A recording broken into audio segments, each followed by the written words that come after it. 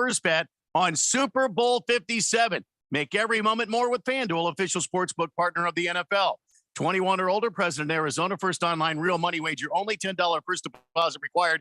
Refund issued as non-withdrawable bonus bets that expired 14 days. Restrictions apply. See terms at FanDuel.com/sportsbook.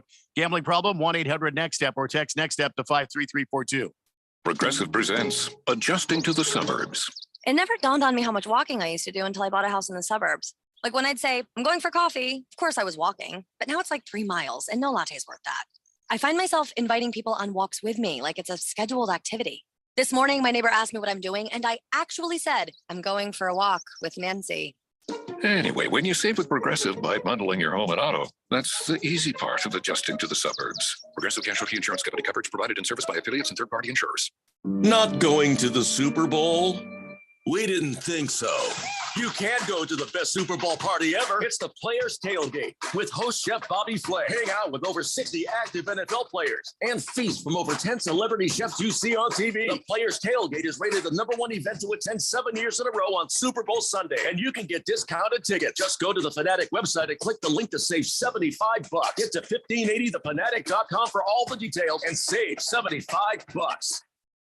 I'll second guest dinners with friends because they can be interrupted by diarrhea, gas, bloating, stomach pain, or oily stools. It turns out I have EPI, or exocrine pancreatic insufficiency, which means I'm missing the enzymes needed to digest food. My doctor prescribed Creon, pancrelipase, an oral prescription medication that replaces pancreatic digestive enzymes. Creon treats EPI due to cystic fibrosis, chronic pancreatitis, pancreatectomy, or other conditions. Creon may increase your chance of fibrosing colonopathy, a rare bowel disorder. Tell your doctor if you have a history of intestinal blockage or scarring or thickening of your bowel wall, if you're allergic to pork, or if you have gout, kidney problems, or worsening of painful swollen joints. Call your doctor if you have any unusual or severe gastrointestinal symptoms or allergic reactions. Take Creon as directed by your doctor and always with food. Do not chew capsules as this may cause mouth irritation. Other side effects may include blood sugar changes, gas, dizziness, sore throat, and cough. These are not all the side effects of Creon. Creon is the #1 prescribed EPI treatment. Ask your doctor about Creon for EPI and visit creoninfo.com or call 800-633-9110 to learn more. That's CREON info.com. KQFM Tempe. Also transmitting on K25CD Phoenix at 99.3 FM and K24EU Fountain Hills at 95.9 FM. All right, people, settle down because it's time for what? Showtime. When does it start? Right now. 3, 2, 1. Let's get on with the show. Let's do it.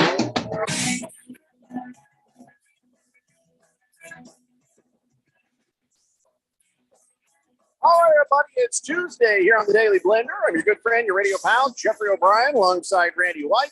Got Keon Rhodes in the control room, and you guys are on the Fanatic text line, 888-368-1580. And earlier today, you know, it's Super Bowl week, so a lot of crazy crap is going to happen around here. Earlier today, this guy climbed the Chase Tower in downtown Phoenix. It actually didn't look that hard to me. Yeah, now, if it was on the outside, you'd be clawing it up like that, right?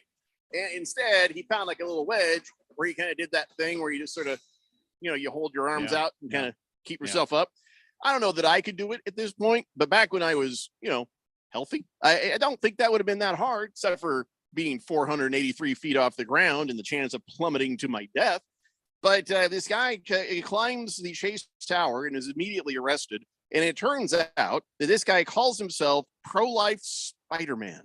He's trying to bring awareness to pro-life causes, which wouldn't have gone very well if he'd fallen to his death and killed some people watching below. I think that would have probably been counteractive to his cause, don't you think? It would have drawn attention to his climb, wouldn't it? Well, yeah. Well, not so much the climb, but the plummet. You know, I nobody cares about the climb if you fall. You know, it's all about the plummet. The descent. Yeah, I'm not sure what kind of charges this guy is going to face, but and the fact he's pro-life Spider-Man, I wonder if this assumes that a pro-abortion Spider-Man would just go up there, start up out the top, and start chucking babies over. Is that how that works? I don't know how they figure these things out to call him pro-life this or anti that. That's his own. I guess he came up with his own name. You do what you got to do, I guess. Anyway, so that happened, and it's only Tuesday. God knows what's going to happen the rest of the week here in the Valley of the Sun as, the spotlight's on us. And I just got to say, hey, I get it when Fox or CBS or NBC or anybody else, hey, we got a game in Arizona, right? We got a game in Arizona. All right, cool. Okay, production meeting. We're going to need a swinging shot of some cactus. Get downtown and let's see some horses going downtown. By the way, nobody ever is on horses in downtown Scottsdale unless you say, hey, we need to get that shot. And, stupid crap like we're not a Western town. There's no cowboys here. They're on the east side and the west side, maybe. But outside of that, the rest of us, we're not a bunch of damn hicks. We're not a bunch of damn hicks. Are we a bunch of damn hicks? Well, I think we have. I think we have the most beautiful state in all of the United States. More to see than cactus. More to see than horses. And I will say nobody's wearing cowboy hats. They are a bit one-dimensional when it comes to taking beauty pics. So I think we have a nice, high-rise downtown. It's not cluttered. It's not. Obviously, it's not overwhelming. If there's one guy's going to climb up the tallest building in Phoenix, it's obviously not overwhelming. But I agree with you. They could be, instead of being one-dimensional. I mean, they could show the city. They could show the the beauty of the forest up north in the Flagstaff area, the Prescott area. They're going to go to Sedona. Why not go a little farther and catch some of the beautiful footage up there? Well, why not go down to the game is here? So I get them taking a wide shot of the valley. They went to Sedona and got the Red Rocks. It's more about the focus on cactus and dudes on horses. I get it. Yeah, sure, cactus as part of the desert landscaping, but it's not what nobody here is like, oh, what a pretty cactus. Nobody. Well, it's like when they go to San Antonio, they always take the Riverwalk. I mean, that's all they show. It's the Riverwalk. It's the Alamo. It's nothing else. God, I wish we had an Alamo. Why can't we have the Alamo? Well, we have the OK Corral. Well, that's down in Tucson. Nobody wants to go near that. You have to go through Tucson to get to it, so that's out. Let me ask you, Keon, you're not from around these parts. As you got to these parts, did you observe us being a westernized town with cowboy hats and denim flair and people riding horses everywhere, and you see a lot of 10-gallon hats? Did you get that sense from us here, or does it just seem like, oh, look, it's another part of Texas? No, I mean, in fact, Texas is more the western town. Oh, sorry. Look, another part of LA. I mean, there are definitely parts of Phoenix that could pass for LA. I didn't say Compton. Come on, man. Well, I said parts of LA, not. I know the parts you're thinking. Not Compton. Okay. But yeah, I think that from what I was led to believe about Phoenix on TV, living in other places as opposed to when I moved out here, like, yeah, okay, there is a lot of cactus, that's true. But there's more than that. But I just feel like that's what happens in every city. You go, they do stuff with Philly, and it's the Liberty Bell, it's the steps that Rocky ran up. That's it, and there's more to that city than that. I just think that they reduce everything down to the lowest common denominator of stereotype of that city, just to sell it to a national audience. Yeah, they're just of limited imagination. But here's the thing: ask me what else to put up there. I don't know. I don't know. Well, we're the sixth largest city in the country. I think we might be fifth now. There's a lot of stuff to put up. That's it. There's a lot of us, but we're spread out because we don't want to be too close to each other. Well, there's some beautiful shit. I mean, Camelback Mountain. I mean, that's one of the great, the South Mountain range down the Estrella Mountain range. I mean, we've got a lot of things other than cactus. Let's show all the places where people from out of town have to be rescued from. There you go. Let's make it even more alluring to them. Oh, I can't wait to hike up that in 135 degrees. That'll be great. I'll be fine. Yeah, you idiots. I don't know. I mean, I'm torn where it's like, I get it. If we had to decide what to put on the screen during the Super Bowl or other things, that wasn't cactus, horses, okay. So the nice list is the sunsets. If you get a good shot of a sunset, absolutely. The mountain, you get a shot of the mountain range there. I think everything for us should be a wide shot. I don't think anything should be close up. Oh, I don't know. There's I some don't think beautiful there's- buildings there's- downtown. Oh, like beautiful buildings? Yeah, there's some Yeah. beautiful buildings downtown. Yeah, we got beautiful buildings anywhere. You know, There's some great houses in get downtown. that and Tempe Town Lake in the shot. That's kind of nice. You know, you that get seems Tempe, kind of but you're modern. going to see a bunch of desert out that way too. Yeah, I feel like or anywhere we buildings, look, depending on the angle. I mean, there's a lot. I mean, there's a diverse look at Phoenix. It's not just cactus and rocks and desert. It's to not. be honest, it is a lot of dirt. You fly in over most cities, and what do you see? Green and buildings. Here, you fly over, and you're like, wow, that's a lot of dirt. There's an awful lot of dirt, and you're like, wow, that looks like an undeveloped part of town. You're like, no, that's downtown. Oh, okay. A lot of dirt. We have a lot of dirt. Arizona has a lot of dirt. So Maybe it's good that I'm not on the production team because I do a tight shot of a vacant lot. You know, maybe a tumbleweed going across. Yeah, okay. Hey, look, everybody, it's the last piece of land available. Go ahead, enjoy yourself. I don't know what else should we put out there. Maybe the super fans have some ideas of pride for us. I think just some nice wide shots that show that it's a city like every other city. We have, like Randy says, buildings, trees, little lakes, this and that. Just stuff to show, but stop zooming in on the damn cactus and the horses that we don't see hardly ever riding around unless you're on the outskirts, right? Have you seen anybody riding around on horses in town here, Keon, since you've been here? No, I've seen more people riding around in horses in places I've lived previously than Yeah. here. I mean, on the outskirts, sure, there's a little bit of that, but that's the same thing with any city, you know? And how often do you see somebody with 10 gallons come walking in? You know what I'm saying? They're walking in like, howdy, ma'am. You don't see that here, but yet they're going to show you right there. Okay, I knew this was coming. Silly Wabbit says, how about a wide shot of a homeless guy with his train of shopping carts going down Grand Avenue? Yeah. That's just called large cities, though. Every city's got that guy. Yeah, that's not and special. it's sad. It's depressing, but it's not special. Jagdog says, yeah, get photo shots of all the homeless.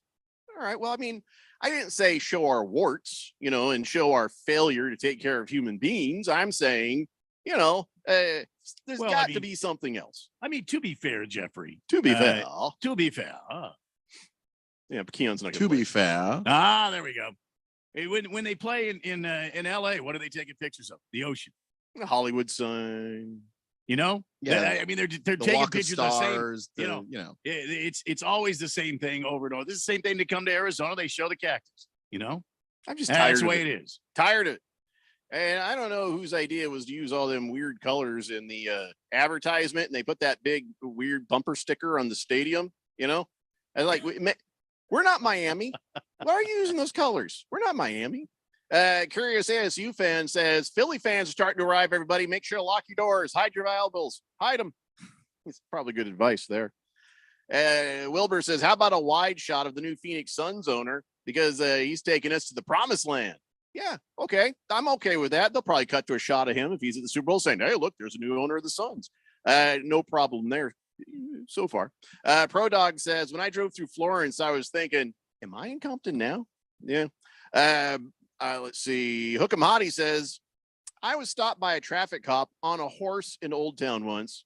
Apparently, I made a rolling stop. All right, those traffic cops on horses in Scottsdale are to deal with drunk women, basically. And I'm not saying you were a drunk woman, but that is why you have horse cops in downtown Scottsdale to try to, round up the loose calves, if you know what I mean. Just round up Yeah. the loose calves. Oh my God, where's Becky? Becky, get out of the traffic. Clip, clop, clip, clop. Boom. Roper, bring her on over. There you go. You guys take her home. King Kitten says, I have no idea what we're talking about, but I'll tell you one thing. I'm out of beer. All right. Beer for King of Kittens. And I have no idea what he says. He texted in first. It was always Jeffrey's fault. And he says, I used to get so upset. And he doesn't know. He's drunk is what he's basically saying. Jagdog says crystal meth and toothless wonders in Apache Junction. Okay, now listen, production meeting for the guys at ABC, CBS. Just stay away from the east side. Stay away from the west side. Just stay over here. Wilbur says, this reminds me of a joke. A drunk woman and a horse walk into a bar. I'm going to stop you there.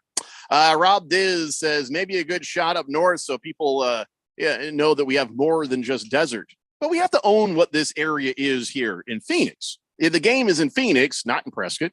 We have a lot of beautiful places in this state. Don't get me wrong, love the state of Arizona, but the desert's ugly. The desert's ugly. Anybody who says the desert's beautiful, you're wrong. It's ugly. Yeah, but if you're up on one of the mountain peaks and you're getting a wide sweeping shot of the valley, especially at dusk or early in the morning, and the sun is just coming up, and you see the immensity of our valley, and you see all the beautiful mountains and the blue skies in the background and overhead. I mean, there's more to Arizona than cows and tumbleweeds and cactus.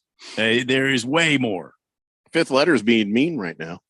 Says, how about a wide shot of the championship trophies the Phoenix sports teams have? All of them. Oh, wait, they don't exist. My bad. What the hell, man? Who was that? Fifth letter. What the hell, man? Fifth letter. What the hell? Jeez.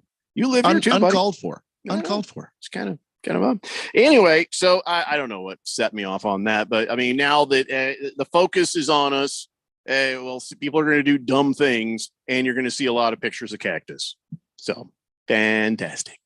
Hey, but the good news is we have a new owner of the Phoenix Suns, or governor, the new governor, Matt Ishbia.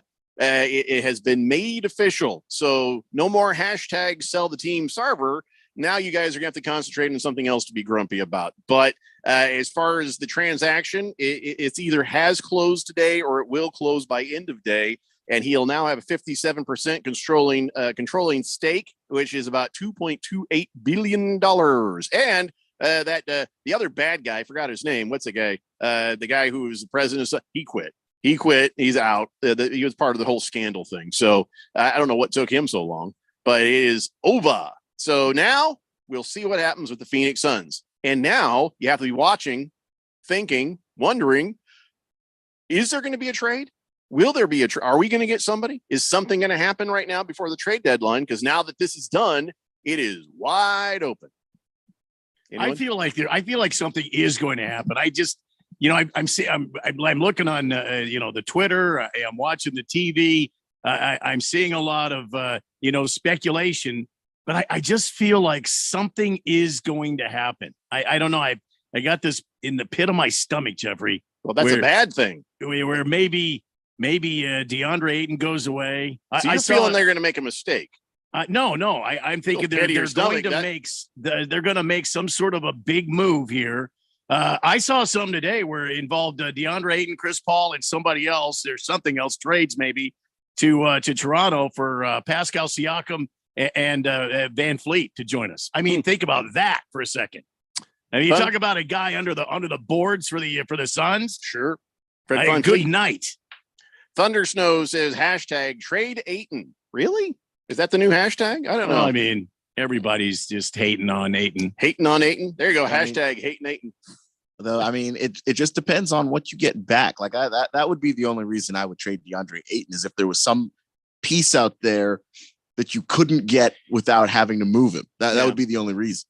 Have to see what happens next, because I'm sure James Jones knows the hell he's doing. Mr. Wilbur says, oh, yeah, fifth letters made some people angry now on the text line. How about a wide shot of fifth letters mama? Oh, that's pretty harsh. Damn. Heavy Metal Maniac says, somebody remind fifth letter that we do have a World Series championship and we have 3 or 4 arena football championships. So there, well, first off, you can't do a wide shot of just the World Series trophy. And the rest is nice. Let's see. Curious ASU fan says, how about a shot of all the crazy people protesting elections at the state capitol? That's still going on. Well, there you go. Let's get a shot of that. Why not? Fifth letter says, I was joking. He says, our beautiful state is 10 times better than California, but I got to stay loyal to my California sports teams, though. Well, you're still going to get some hate now, fifth letter. You're still going to get some hate. Thunder Snow has now changed his hashtag to Hate and Ayton. CK says, good afternoon, fellas. Randy, Beerman, Rante. Miramax may help with the pit of the stomach issue. Miramax, the film studio, or do you mean Miralax is what he's meaning, and it's to help you have the poo. In all the years I've known Randy, there's only one medicine that's really worked for him, and it's Midol. King Kitten says new text or nickname, hating on Aiton. I don't think we'd accept that. We don't hate Aiton. And I don't know what Thunder Snow's deal is, but we're not hating on Aiton. I mean, we have no hate for Aiton. We have some frustration, some disappointment sometimes, but the guy has stepped up. He really has. He has stepped up. Still wish I saw more of the killer instinct here and there, but hell, the Suns are doing the best they can right now. And it's been a rough situation. Is anybody hating Aiton right now? Randy, are you hating Aiton? No, the guy goes out and gives a double-double every time he steps on the court. I don't have a problem with it. Yeah, my wife goes out and gets me a double-double every time she goes in and out. I got no problem with that. Yeah. It's good stuff, man. By the way, it's good stuff. I wasn't talking hamburger. I was talking scoring. And I scored a hamburger. So same thing. Baker's Cocky Hen says, don't trade Aiton. I've come around. And that is saying something, he says. Get rid of that old man coach. Keeps yelling at DeAndre for being on his lawn and let DA score some points. Monty moron. Okay, I got to stop you there. The pendulum is swinging too far the other way. No, listen. A player and a coach can be at odds over philosophies and how to do things, but Monty is a good coach. He's a good man. He is definitely anything but a moron, Baker's Cocky Hens. I feel like that's a bit much. There's got to be some middle ground. I imagine those two could find it, but people get heated sometimes. Does anybody on the show agree with the hashtag Monty moron? No. Hashtag Shaitan on Monty. What? It's not quite as catchy as you hope it is. Heavy Metal Maniac says, I had my staples taken out today. I've been cleared for light duty for 3 weeks and regular work in 6 weeks. I'm ready to get back at it. Congratulations, Heavy Metal Maniacs. Yeah. Glad to see you found the other side of that nightmare you've kind of gone through. So great to hear it. So light duty, does that mean you still can't be chucking drinks and stuff? Or does light duty? Yeah, I know. Every time I see a Ford Super Duty, I'm like, Super Duty. Wow. Silly Rabbit says, so are you guys not on Radio Road due to budget cuts? Tell Ralph to pony up. Okay, first off, Ralph and Harmon Solar pony up plenty. The prizes and the studio and all that. They ain't got to pony up no more. But us being, if you're talking about Radio Row for the Super Bowl, I have no interest to be there, or we'd be there. These other radio stations make it look like a big deal to A, get guests, or B, somewhere. If I wanted to be there, you think I wouldn't be there? If I wanted to talk to some of these guys, you think I wouldn't talk to them? I'd rather talk to you guys. It has been the philosophy of the show all along, and I don't care that the Super Bowl's in town. I was offered a possibility of talking to Kevin Harlan, and I was like, hell yeah, I love Kevin Harlan. I'd talk to Kurt Warner. I'd talk to either of those guys, but I'm not going out of my way for it. Now, Dale on the morning show, I don't know, has anybody heard it? Has he been on the radio? I thought he was supposed to talk to Kurt Warner today. Does anybody know?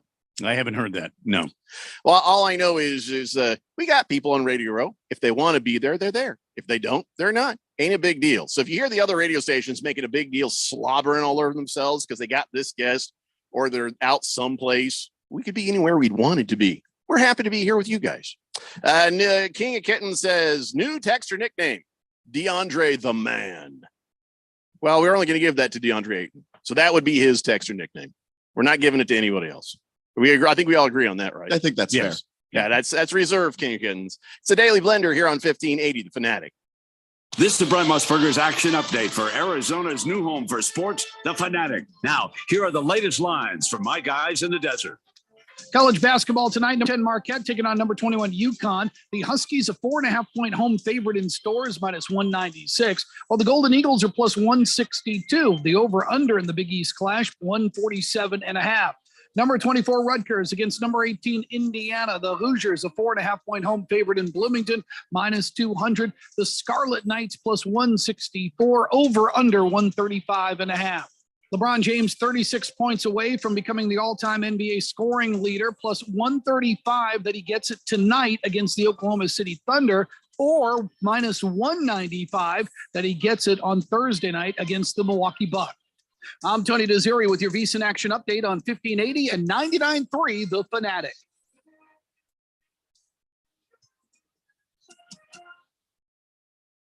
I'll second guest dinners with friends because they can be interrupted by diarrhea, gas, bloating, stomach pain, or oily stools. It turns out I have EPI, or exocrine pancreatic insufficiency, which means I'm missing the enzymes needed to digest food. My doctor prescribed Creon, pancrelipase, an oral prescription medication that replaces pancreatic digestive enzymes. Creon treats EPI due to cystic fibrosis, chronic pancreatitis, pancreatectomy, or other conditions. Creon may increase your chance of fibrosing colonopathy, a rare bowel disorder. Tell your doctor if you have a history of intestinal blockage or scarring or thickening of your bowel wall. If you're allergic to pork, or if you have gout, kidney problems, or worsening of painful swollen joints. Call your doctor if you have any unusual or severe gastrointestinal symptoms or allergic reactions. Take Creon as directed by your doctor and always with food. Do not chew capsules, as this may cause mouth irritation. Other side effects may include blood sugar changes, gas, dizziness, sore throat, and cough. These are not all the side effects of Creon. Creon is the #1 prescribed EPI treatment. Ask your doctor about Creon for EPI and visit creoninfo.com or call 800-633-9110 to learn more. That's CREON info.com.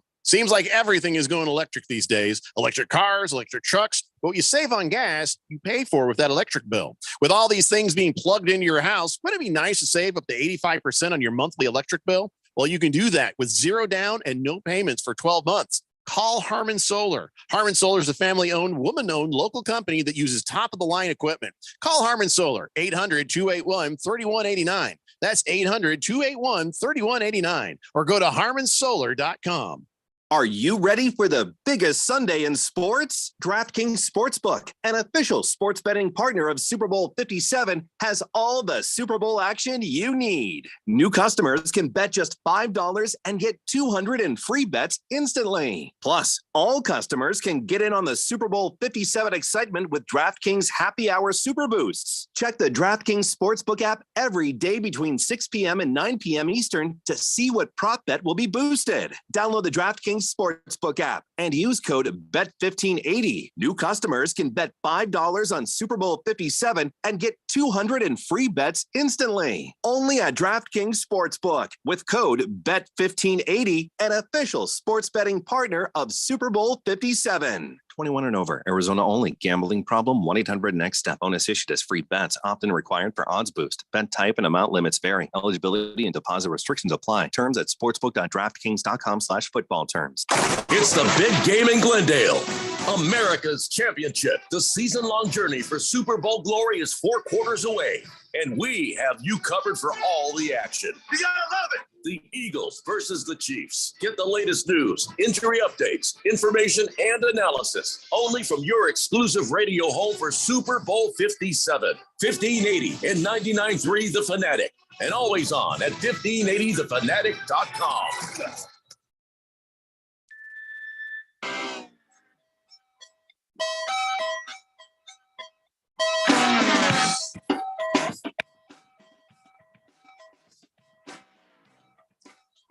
And Blender here on 1580 The Fanatic. Coming up on Wednesday night, New Mexico State is at GCU at 6:45 p.m. Then on Saturday, GCU heads to Seattle U at 7:45 p.m. for some basketball action. Then Sunday, it ain't nothing matters but the Super Bowl all damn day long. At noon, you got the Super Bowl preview.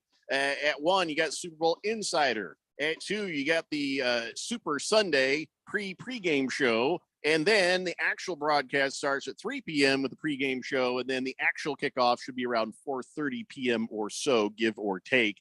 But that is an entire day dedicated to the Super Bowl between the Chiefs and the Eagles. And I still don't know who I'm picking. Do you guys have it figured out, or do you not have it figured out? I don't know. have an idea, but yeah, I know where I'm leaning, but I don't want to say yet. Could be one of two teams. So yeah, it's not going to be too hard to figure, but I don't know. I don't know. I'm serious about this. I don't know. My brain says Eagles. My subconscious says Chiefs. I don't know how to do this. I might have to actually flip a coin. No idea. Booger Wolf says, hey, that commercial you guys are airing there is just gross, yo. Black and oily turds. Now, that should be a texture nickname too. Sounds like people complaining about Ayton have oily turds. Go Suns, he says. It's the nicest thing Booger Wolf has ever said about anything. Wonder if there's a connection. Yeah, well, I mean, he might be a Niners fan, but I think, are you a Suns fan, Booger Wolf? It's kind of nice to hear a pro Arizona thing coming out of Booger Wolf. That's nice. True. Miss Wilbur says, whatever pregame feel-good story makes me cry, I will likely cheer on that team. Sorry, what? So as you're watching all the coverage, hoping to have a good cry, somebody's like, some story, you're like, I just really got me in the feels. I'm glad I'm not sitting next to you for the Super Bowl, Mr. Wilbur. I bet you Mr. Wilbur loves the draft because that's where they really find the 17 heartwarming stories, hard and cases. then just sprinkle it in throughout the entire draft weekend. I bet Mr. Wilbur loves the draft. Yeah, I'm not watching with Mr. Wilbur. Heavy Metal Maniac answered my question. He says he had his staples taken out, so he's been cleared for light duty. He says light duty means I can sell popcorn and cotton candy, that kind of thing. And then later I get back to selling the ice cold beer. Ice cold beer. Oh, okay, I got you. Yeah, because popcorn and cotton candy is not so heavy. You can carry that around and chuck it. Are you cleared to chuck stuff, or do you have to just hand it down the line? That's just curious. Booger World says, yes, sir. Suns fan here. Wow. Look at that. Yes, sir. And everything. Booger Wolf changes completely once the 49ers are off into oblivion. That's actually kind of nice. I'm enjoying this version of Booger Wolf. Did not know it was possible. Mr. Pink Eye says, question for the 1580, the sports fanatic there. Maybe you guys could send Raven Kid or Texter to Radio Row. Okay, first off, that wasn't a question. That was more of a statement. It's a little late for that kind of stuff now. And why? Yeah, why would we do that? I mean, I don't know. Fish Tank says, hey, be nice, Mr. Wilbur. Those eyes got to do something during the game. Damn. Straight fire. Straight fire. A lot of crying as he hears the stories. Wow. Boogie says, rooting for a feel-good story. Open your eyes, Mr. Wilbur. Look at the entire picture. Oh, sorry. Straight fire. Straight fire. Wow. Berg says, did you see the big round today at the Waste Management from the kid who qualified? Barry McCuckener, dude. Oh, he hits bombs. Barry McCuckener? I think I'm going to bet for him to win the whole thing just because of his name. Is anybody paying attention to the golf? I'll be honest. If we're not out there, I'm not sure I'm paying that much attention. So I'll just give you a quick synopsis of what has happened. John Rahm has already made $4 million in 2 tournaments. He won 2 tournaments. So he's been asked to sit this one out? And he doesn't have to sit anything out. And he was top 5 at Torrey Pines. And he did not play this weekend. And I think he's playing this coming weekend here at the Waste Management Phoenix Open. But he has already made a killing. He's made $4 million plus in 3 tournaments this season. Wouldn't it be nice? You think about that. You work 8-9 days. Yeah. Okay. Mm-hmm. And you bring home $5 million. Around $5 million. Yeah. Ask 9 days work playing golf. Yeah. No less. It is nice taking that much money home a week. It is. I do understand that Rory McIlroy, the #1 golfer in the world, will be at the Waste Management Phoenix Open. Okay. Tiger Woods will not be. And there's they have increased the winner's share. I guess the share all the way down. All the payouts for this specific tournament. So look to have a lot of activity and a lot of these guys showing up, a lot of the top golfers in the world being there to get their share of that payout. So that's what's happening in the golf world. What's nice is with Tiger Woods not being here, the insurance for rental cars will not go up. Oh, that's the nice thing because they'd have to raise the rates across the board to compensate, 888-368-1580. Heavy Metal Maniac says, no chucking allowed. We just have to hand it to them. Well, see, that's a shame. I mean, you don't want to chuck a beer at somebody, but chucking a fluffy bag of cotton candy or whatever, that should be all right. Well, I mean, I used to go to the D-backs games, and that cat would be he'd be whistling those bags of peanuts around pretty good. Yeah, those will take you. They'll take an eye out. Watermelon says, Jeffrey, what mascot would win in a fight? Okay, you got the Chiefs, so you get a guy presumably with a bow and arrow, maybe a hatchet. I don't know. And then an eagle. It's pretty obvious. Pretty obvious the Chief would win that fight. Unless he's just sitting there minding his own business and this eagle came down, clawed out both of his eyes, and then made little bombing runs on him or something. But the that's very Chief unlikely. the chief might be a bit, because of the history of the indigenous folks of this great country. Mhm. The eagle has always been a great spirit animal. Right. So maybe the chief wouldn't want to damage this great spirit animal. You Maybe see they what I'm wouldn't saying? fight at all. I don't know. It's a good point. Maybe. Silly Wabbit says, send Jacobs to Radio Row. He could be sponsored by Insure and use the handicap parking space. So you wouldn't have to find special parking for him or nothing. Well, no. Yeah. Is he trying to say Bruce Jacobs is old as hell? Yeah. Mhm. I don't think he's that old. He's not. King Kitten says, this one time on a Tuesday before Tiger's Hole in one, I on one screen, all I can see is this one time on a Tuesday before Tiger's Hole in one. Tiger played a practice round of 18 holes. That's Tuesday with a small crowd of followers. And it was reported that it was a wonderful day. I'm sure it was. The Jet says, what if the chief had a peace pipe with some ganja in it, right? And he was all messed up, and then the eagle won the fight. Still, it's just a bird versus a guy, unless he's smoking his peace pipe with ganja in it, standing next to a cliff, and the bird were to come over and then make him fall off the cliff. Yeah. But that's a very specific set of circumstances. I was asked, what if the two mascots fought? I don't think you get, all buzzed up on the electric lettuce when you're about to fight an eagle. Okay. They got those claws and the nasty beak and everything. You're going to be on your game. And so, I think that he'd show up ready. And the eagle, I'm sorry, maybe hurt him some, but there's no way. Not going to win that one. That's fair. But to be fair, when I did do the mascot fight bracket for NCAA, wasn't any. No, that was a bad bracket. Bad. Bear Bob says, for some stupid reason, this Kansas City mascot is a wolf, actually named KC Wolf. It's that fat gray thing you see jumping around. And no, I'm not talking about Andy Reid. I've not seen KC Wolf. Yes, KC Wolf. It looks like Wile E. Coyote, but with like brilliant colored overalls there. He's just very bright. So I'm looking at it right now. He's very fluffy. Doesn't look like he could fight anything. Has anybody seen the Eagles mascot? Yeah, do they have an eagle. Yeah, well, just a regular eagle, right? His name is Swoop.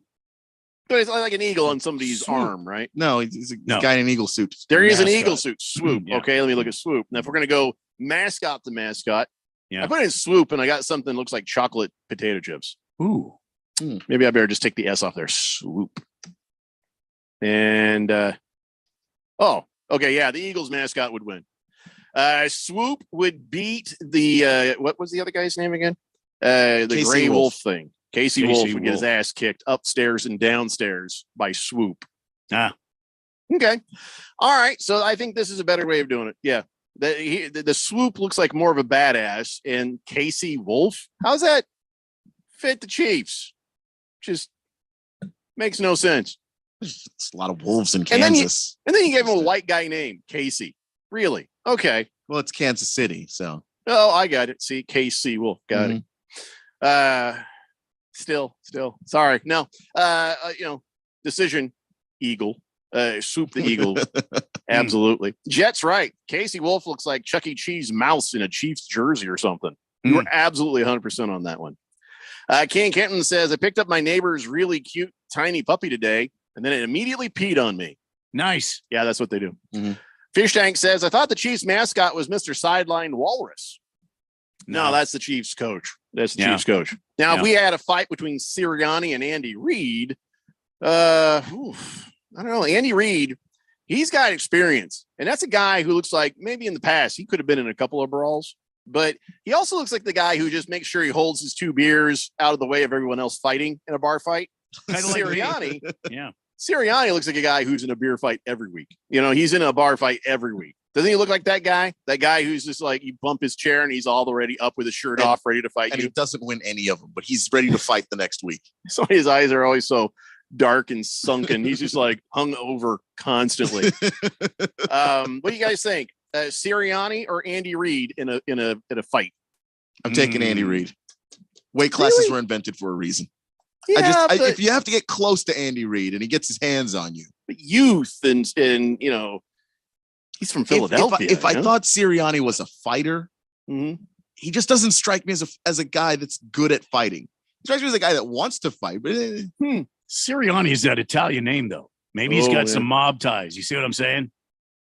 Well, I don't think maybe he's mob ties should factor into who wins the fist fight in a one-on-one fight. Oh no, he would have the brass knuckles, come into play. Probably a 38 special hidden under his jacket. He would come out with some, maybe a chain in his back pocket. He would come out with. Can I just say there's 0% chance he's got a 38 special because it would have been used on refs countless times over the season. Yeah, because he was mad enough to pull his gun had he had one out there on many occasions. Just saying. So you got Sirianni. Keon has got Andy Reid. Although Andy Reid, old age and treachery always went out over youth and exuberance. Reid would probably fight smarter, not harder. So he would probably take him. First shot right into the Ginobili's, and then go for both knees. Now that he's on the ground, Andy's got a fight. He's got a boxer's chance then working Sirianni over. You drop him down and you take him out early. Sirianni might be 30.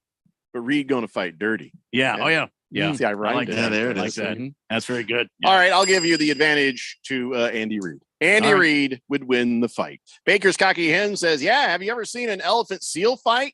Holy crap. That's Andy Reid fighting. Don't mess with him. Nobody wants to fight Andy Reid. Well, of course, Sirianni did get fired by him. So maybe he wants to fight him no matter what. Yeah, he doesn't see the goodness that we see in Andy Reid. Beer Bob says, I don't know. Have you ever seen the original Ace Ventura? Ace kicks Swoop's ass at the end of that. Casey Wolf might have a chance. Wait, what? Did he actually fight Swoop the mascot? I do not remember this. I'm going to have to look that up, Beer Bob. I believe you, but I remember the Dolphin. I remember that who Einhorn ended up being. Finkel. Finkel is Einhorn. Einhorn is Finkel. I remember that, but I don't remember him fighting the Eagle mascot. I'm going to check that during the break. It's the Daily Blender here on 1580 The Fanatic. This year, the only app you need at your Super Bowl party is FanDuel, America's #1 sports book. Download FanDuel now and use promo code DALE1580 so you can bet Super Bowl 57 with a no-sweat first bet. You'll get up to $3,000 back in bonus bets if your first bet doesn't win. All on a top-rated sportsbook app that's safe, secure, and super easy to use. Best of all, you get paid your winnings instantly. So download FanDuel with promo code DALE1580 to claim your no-sweat first bet on Super Bowl 57. Make every moment more with FanDuel, official sportsbook partner of the NFL. You must be 21 or older and present in Arizona. First online real money wager only. $10 deposit required. Refund issued as non-withdrawable bonus bets that expire in 14 days. Restrictions apply. See full terms at FanDuel.com/sportsbook. Gambling problem? Call 1-800-NEXT-STEP or text NEXT STEP to 53342. Finding great candidates to hire can be like, well, trying to find a needle in a haystack, but not with ZipRecruiter. Its powerful technology actively finds and invites qualified candidates to apply to your job. So while other companies might deliver a lot of hay, ZipRecruiter finds you the needle in the haystack. See why 4 out of 5 employers who post a job on ZipRecruiter get a quality candidate within the first day. Try ZipRecruiter for free at ZipRecruiter.com/free. That's ZipRecruiter.com/free. There's no doubt that Harman Solar can save you up to 85% on your monthly electric bill. That's a fact. Bruce Jacobs here. But did you know it's possible to get solar for $0 down and no payments for 12 months? You can lease, finance, or even purchase outright. They have plans that fit everybody. Harman Solar is a family-owned, women-owned local company that uses top-of-the-line equipment. Call Harman Solar at 800-281-3189. That's 800-281-3189, or go to harmansolar.com. If you are an IT professional looking for an opportunity with great benefits, the freedom to creatively solve problems in a career with great growth potential and a team environment, look no further than Affinity Technology. Serving the Valley since 1992, Affinity Technology is looking for a level 1 tech to develop and deliver excellent solutions and outstanding customer service. Visit atechaz.com/jobs and get started with your future today. That's atechaz.com/jobs.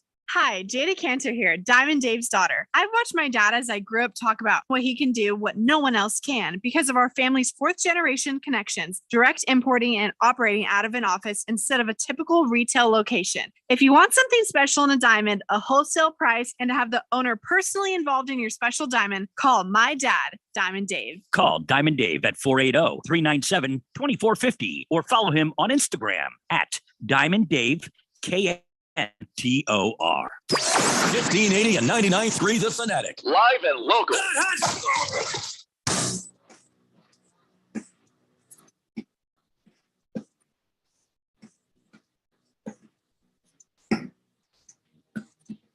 Ben Slender here on 1580 The Fanatic, and during the break, I went and saw the clip of Ace Ventura fighting Swoop the Eagle, and it's true. It's at the very, very end of the movie. That's why, and everybody's laughing and like, oh, he's kicking the guy's ass, and Dan Marino looked very happy about it. Courtney Cox and everyone else, Tone Loc.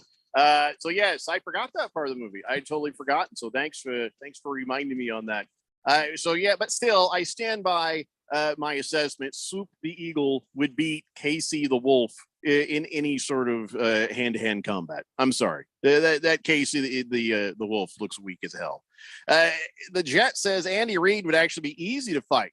You could either hand him a black marker and he would get busy writing mustaches on people, or you hand him a butter knife and then you just go over and make a sandwich. Yeah, but you still have to fight him though. And now you've just given him a weapon. Well, what are you thinking, Jet? What are you thinking? Big George says, hello, gentlemen. Happy Tuesday. So what are you guys going to be watching tonight on television? Suns game. Suns game, yeah. That's the only thing I had planned. He says, wait, but there's a State of the Union address. Yeah, and pretty much Suns game. Yeah. Replays of the Pro Bowl. Still Suns game. NFL Network reruns. Andy Griffith, maybe on TV Land.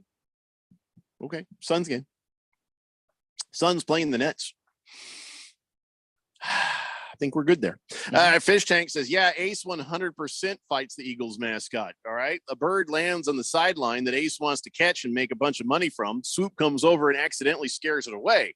Oh, that's why they were fighting. I didn't have the sound up, so I didn't hear what that was about. And then, he evidently, they had some words that can't be repeated here. And that was that. All right. Gotcha. That was in the movie. Anyway, what were we talking about? Oh, the whole thing we were trying to talk about was the good news, everybody. You have a new governor of the Phoenix Suns, Matt Ishbia.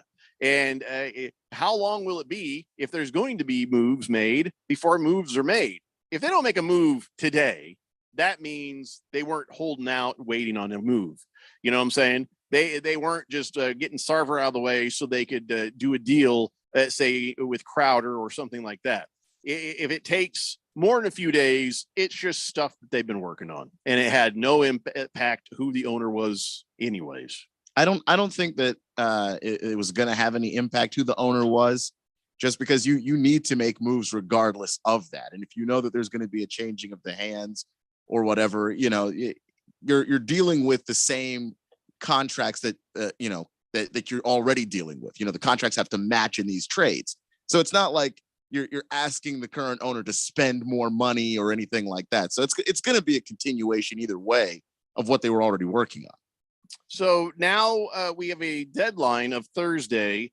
Do you think anything is going to happen? Now, Randy said pit of his stomach feels like something is about to occur. I'm just not seeing anything about anything out there. I think you've got to shake something up because you do have Jay Crowder. You've got to make some kind of a move to at least move somebody off of the books that isn't playing for you. And he's got an expiring contract. What's the lowest amount you would take for Jay Crowder? Because if it's a second round pick, I'm sorry, I feel like, no, that's not probably a correct trade. I need a person back. I would need a player back that can help player and a pick this season, maybe a pick as well. But I would need back a player Maybe you move Dario Saric too, just because he also has an expiring contract. And if you can't move to another player to a team, getting a guy that has an expiring contract, teams love those because that means that they can free up cap space. If the player that you are getting in return has a longer term contract, they are able to swap that for one that's going to be ending in the offseason. See, I think though that I don't think that we're remembering that Chris Paul doesn't have a no trade clause in his contract.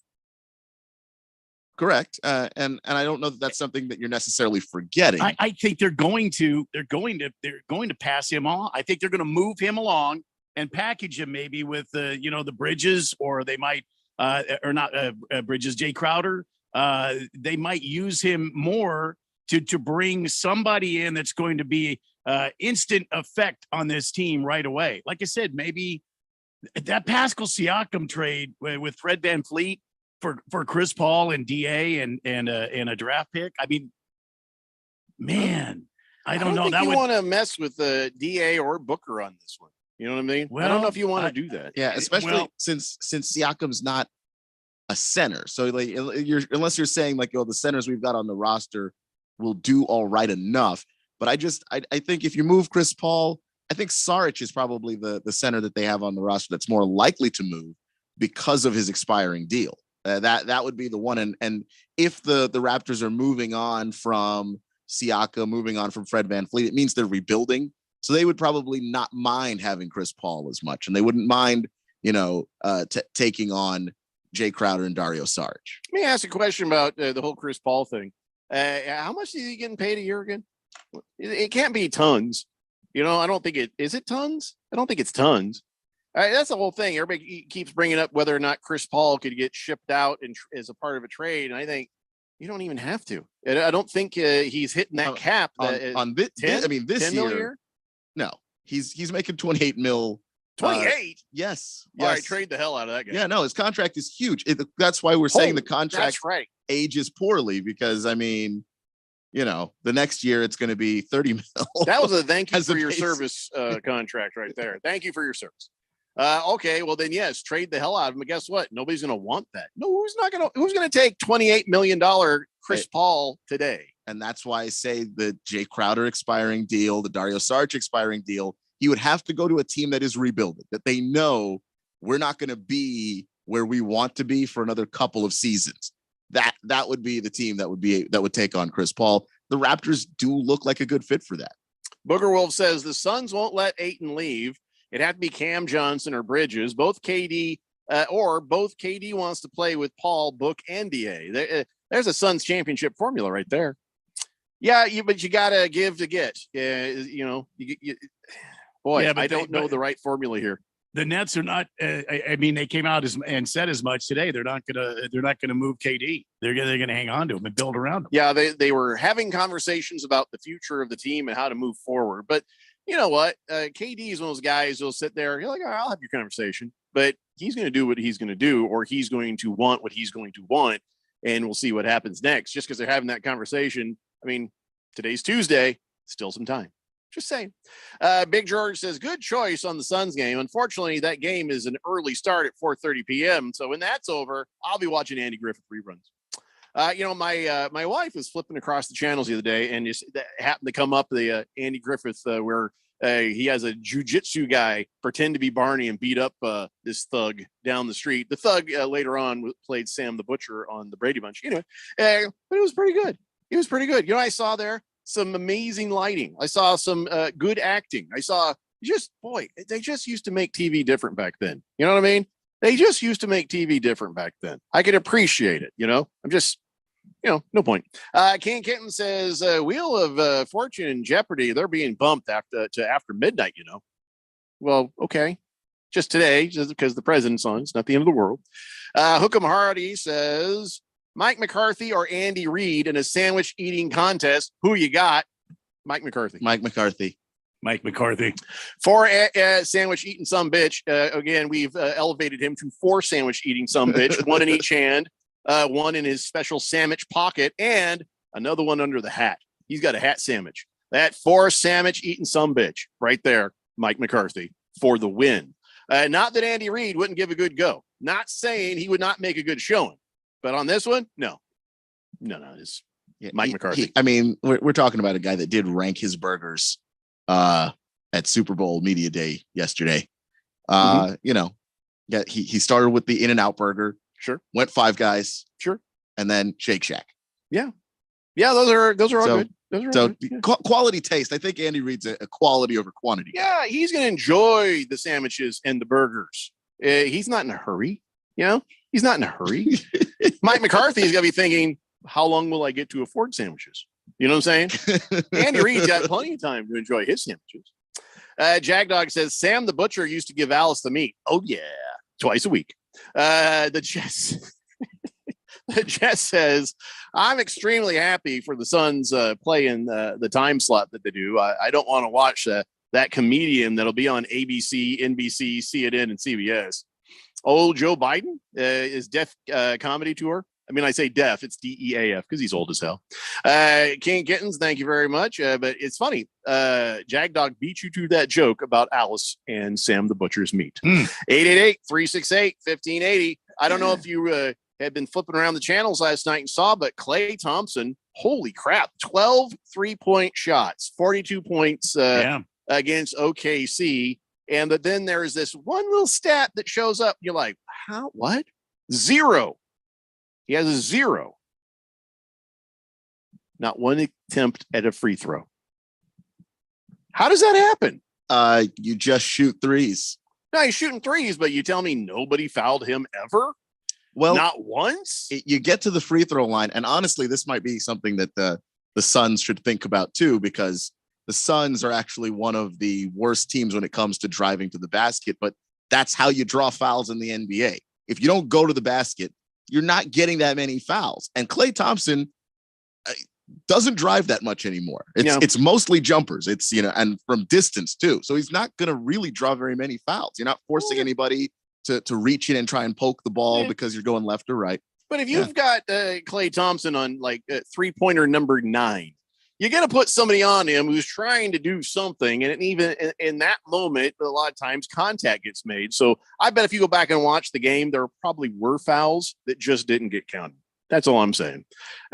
Some teams get the fouls, sometimes don't. But when a dude is shooting threes, like the one thing, and coaches will tell you all the way down to middle school, don't foul 3-point shooters. Because, they worst case scenario, they miss it and shoot 3 free throws. Best case scenario, they make it and get an extra one for a 4-point play. Now, the Golden State Warriors are doing okay without Steph Curry, but don't act like that you don't need Steph Curry. Klay Thompson is streaky. Klay Thompson is inconsistent. Klay Thompson will go from a 3-point god to a brick-o-matic in one game. You can't just rely on Klay Thompson. Now, you've got no choice right now, but don't be surprised if the next game against a lesser opponent, it could even end up, a loss for the Warriors. Klay Thompson, I tell you what, I would have shipped him out long ago. I know everybody says I'm crazy for that, but when he goes cold, he goes ice cold. And it has cost them some games. It's cost them in some playoffs. It's that same thing we always talk about when we watch, hey, Coach Monty, why did you tell him to stop shooting 3? It ain't going down. Steve Kerr never tells anybody to stop shooting the 3. He never does that. But of course, that team's got players who can kind of figure it out for themselves and drive the lane and make some things happen. They tend to change off, except for one guy, Klay Thompson. He will just keep bricking and bricking like there is no tomorrow. Yeah, but even though you say streaky, overall, because of the rate that he shoots it, it's still worth it. Don't talk to me about stats. It's the Carson Palmer stat line thing. I get that, but if you're making 40% of them, you can't be so streaky that you're actually killing the team on a regular basis, and that's why you don't ship him out. Plus, he's a really good defender. He's not as great as he used to be pre-injury, but he's still a really good defender. And I think win you this game, he'll lose you the next game. And then the times he loses games tend to be in the playoffs. So you're in the playoffs. I mean, he's still giving you great regular season value, and you have Steph to offset it. So no, I wouldn't have shipped him. I don't want value. I want rings. They got rings. I want more. You would have shipped them out long ago. They won it last year. You'd have been wrong. I'm speaking to the Suns fan now. I just kind of want some rings, please. Well, we all do. Just a ring. Just a ring. I mean, another ring. No rings? We have no rings. A ring. Thanks, Diamondbacks. At least we have one championship in Phoenix. Thank you. That just depressed me a little bit. Yeah. I'm not gonna lie to you. Brought the whole thing to I blame you. screeching halt. You were the one that said it. No, you brought it up. I did not. You started it. We played in the finals. We played in a Super Bowl. We've had our opportunities. I know. Just got to get that hardware, man. All right, hour 2 of the Daily Blender is up next. You're on 1580, The Fanatic. Football fans, FanDuel has the perfect way for everyone to get in on the Super Bowl 57 action with a no sweat same game parlay. Hey guys, it's Stephen McCollum, and that means everyone gets bonus bets back if your Super Bowl same game parlay doesn't hit. It doesn't matter if you're new to FanDuel or if you already have an account. Same game parlays let you combine all of your favorite bets for a chance at a bigger payday. So start building your own or just bet a popular same game parlay already made for you in America's #1 sportsbook. And if you're new to FanDuel, sign up with promo code Steve1580 when you download the app. Either way, you'll get bonus bets back if your no sweat same game parlay doesn't hit. Make every moment more with FanDuel, official sportsbook partner of the NFL. 21 plus and present in Arizona, 3+ flags, minimum $1 bet required. Refund issued as non-withdrawable bonus bets, which expires 7 days after receipt. Max bonus $5 unless otherwise specified. Restrictions apply. See terms at sportsbook.fanduel.com. And if you have a gambling problem, call 1-800-NEXT-STEP or text NEXT STEP to 53342. My dad has a cold, but also has high blood pressure. That's why I got him Vicks NyQuil High Blood Pressure for fast, powerful nighttime relief. Unlike some ordinary cold medicines, it's specially formulated for people like my dad. NyQuil High Blood Pressure is sugar-free, alcohol-free, and decongestant-free. Vicks NyQuil High Blood Pressure. The nighttime sniffling, sneezing, coughing, aching, fever, sore throat, cold, and flu for people with high blood pressure. Like my dad. Medicine. Use as directed.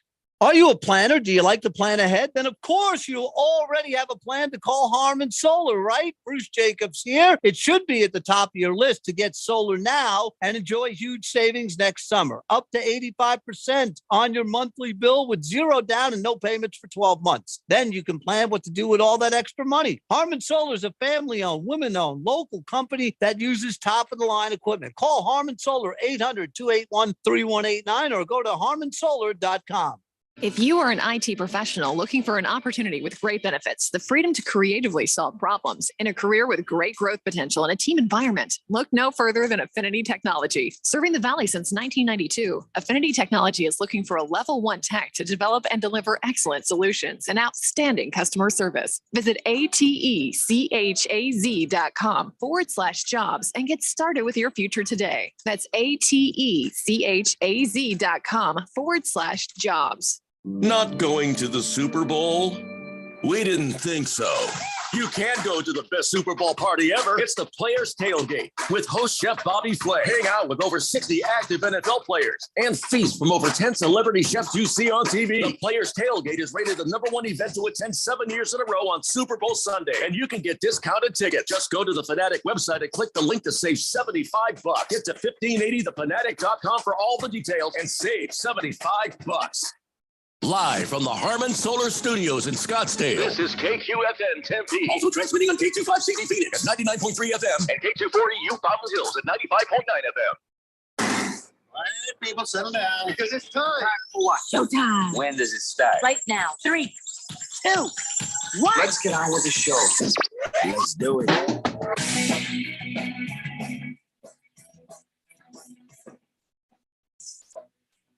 All right, buddy, it's 4 o'clock here on the Daily Blender, and your good friend, your radio pal, Jeffrey O'Brien, alongside Randy White.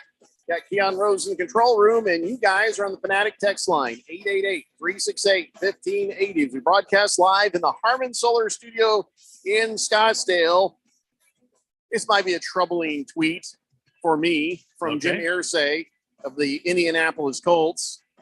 He says, we said, as an organization, the coaching search would be an open-minded and thorough process. That final decision will be strictly based on what is best for our franchise's success and best for our fans of Colts Nation. Final decision coming in days, not hours.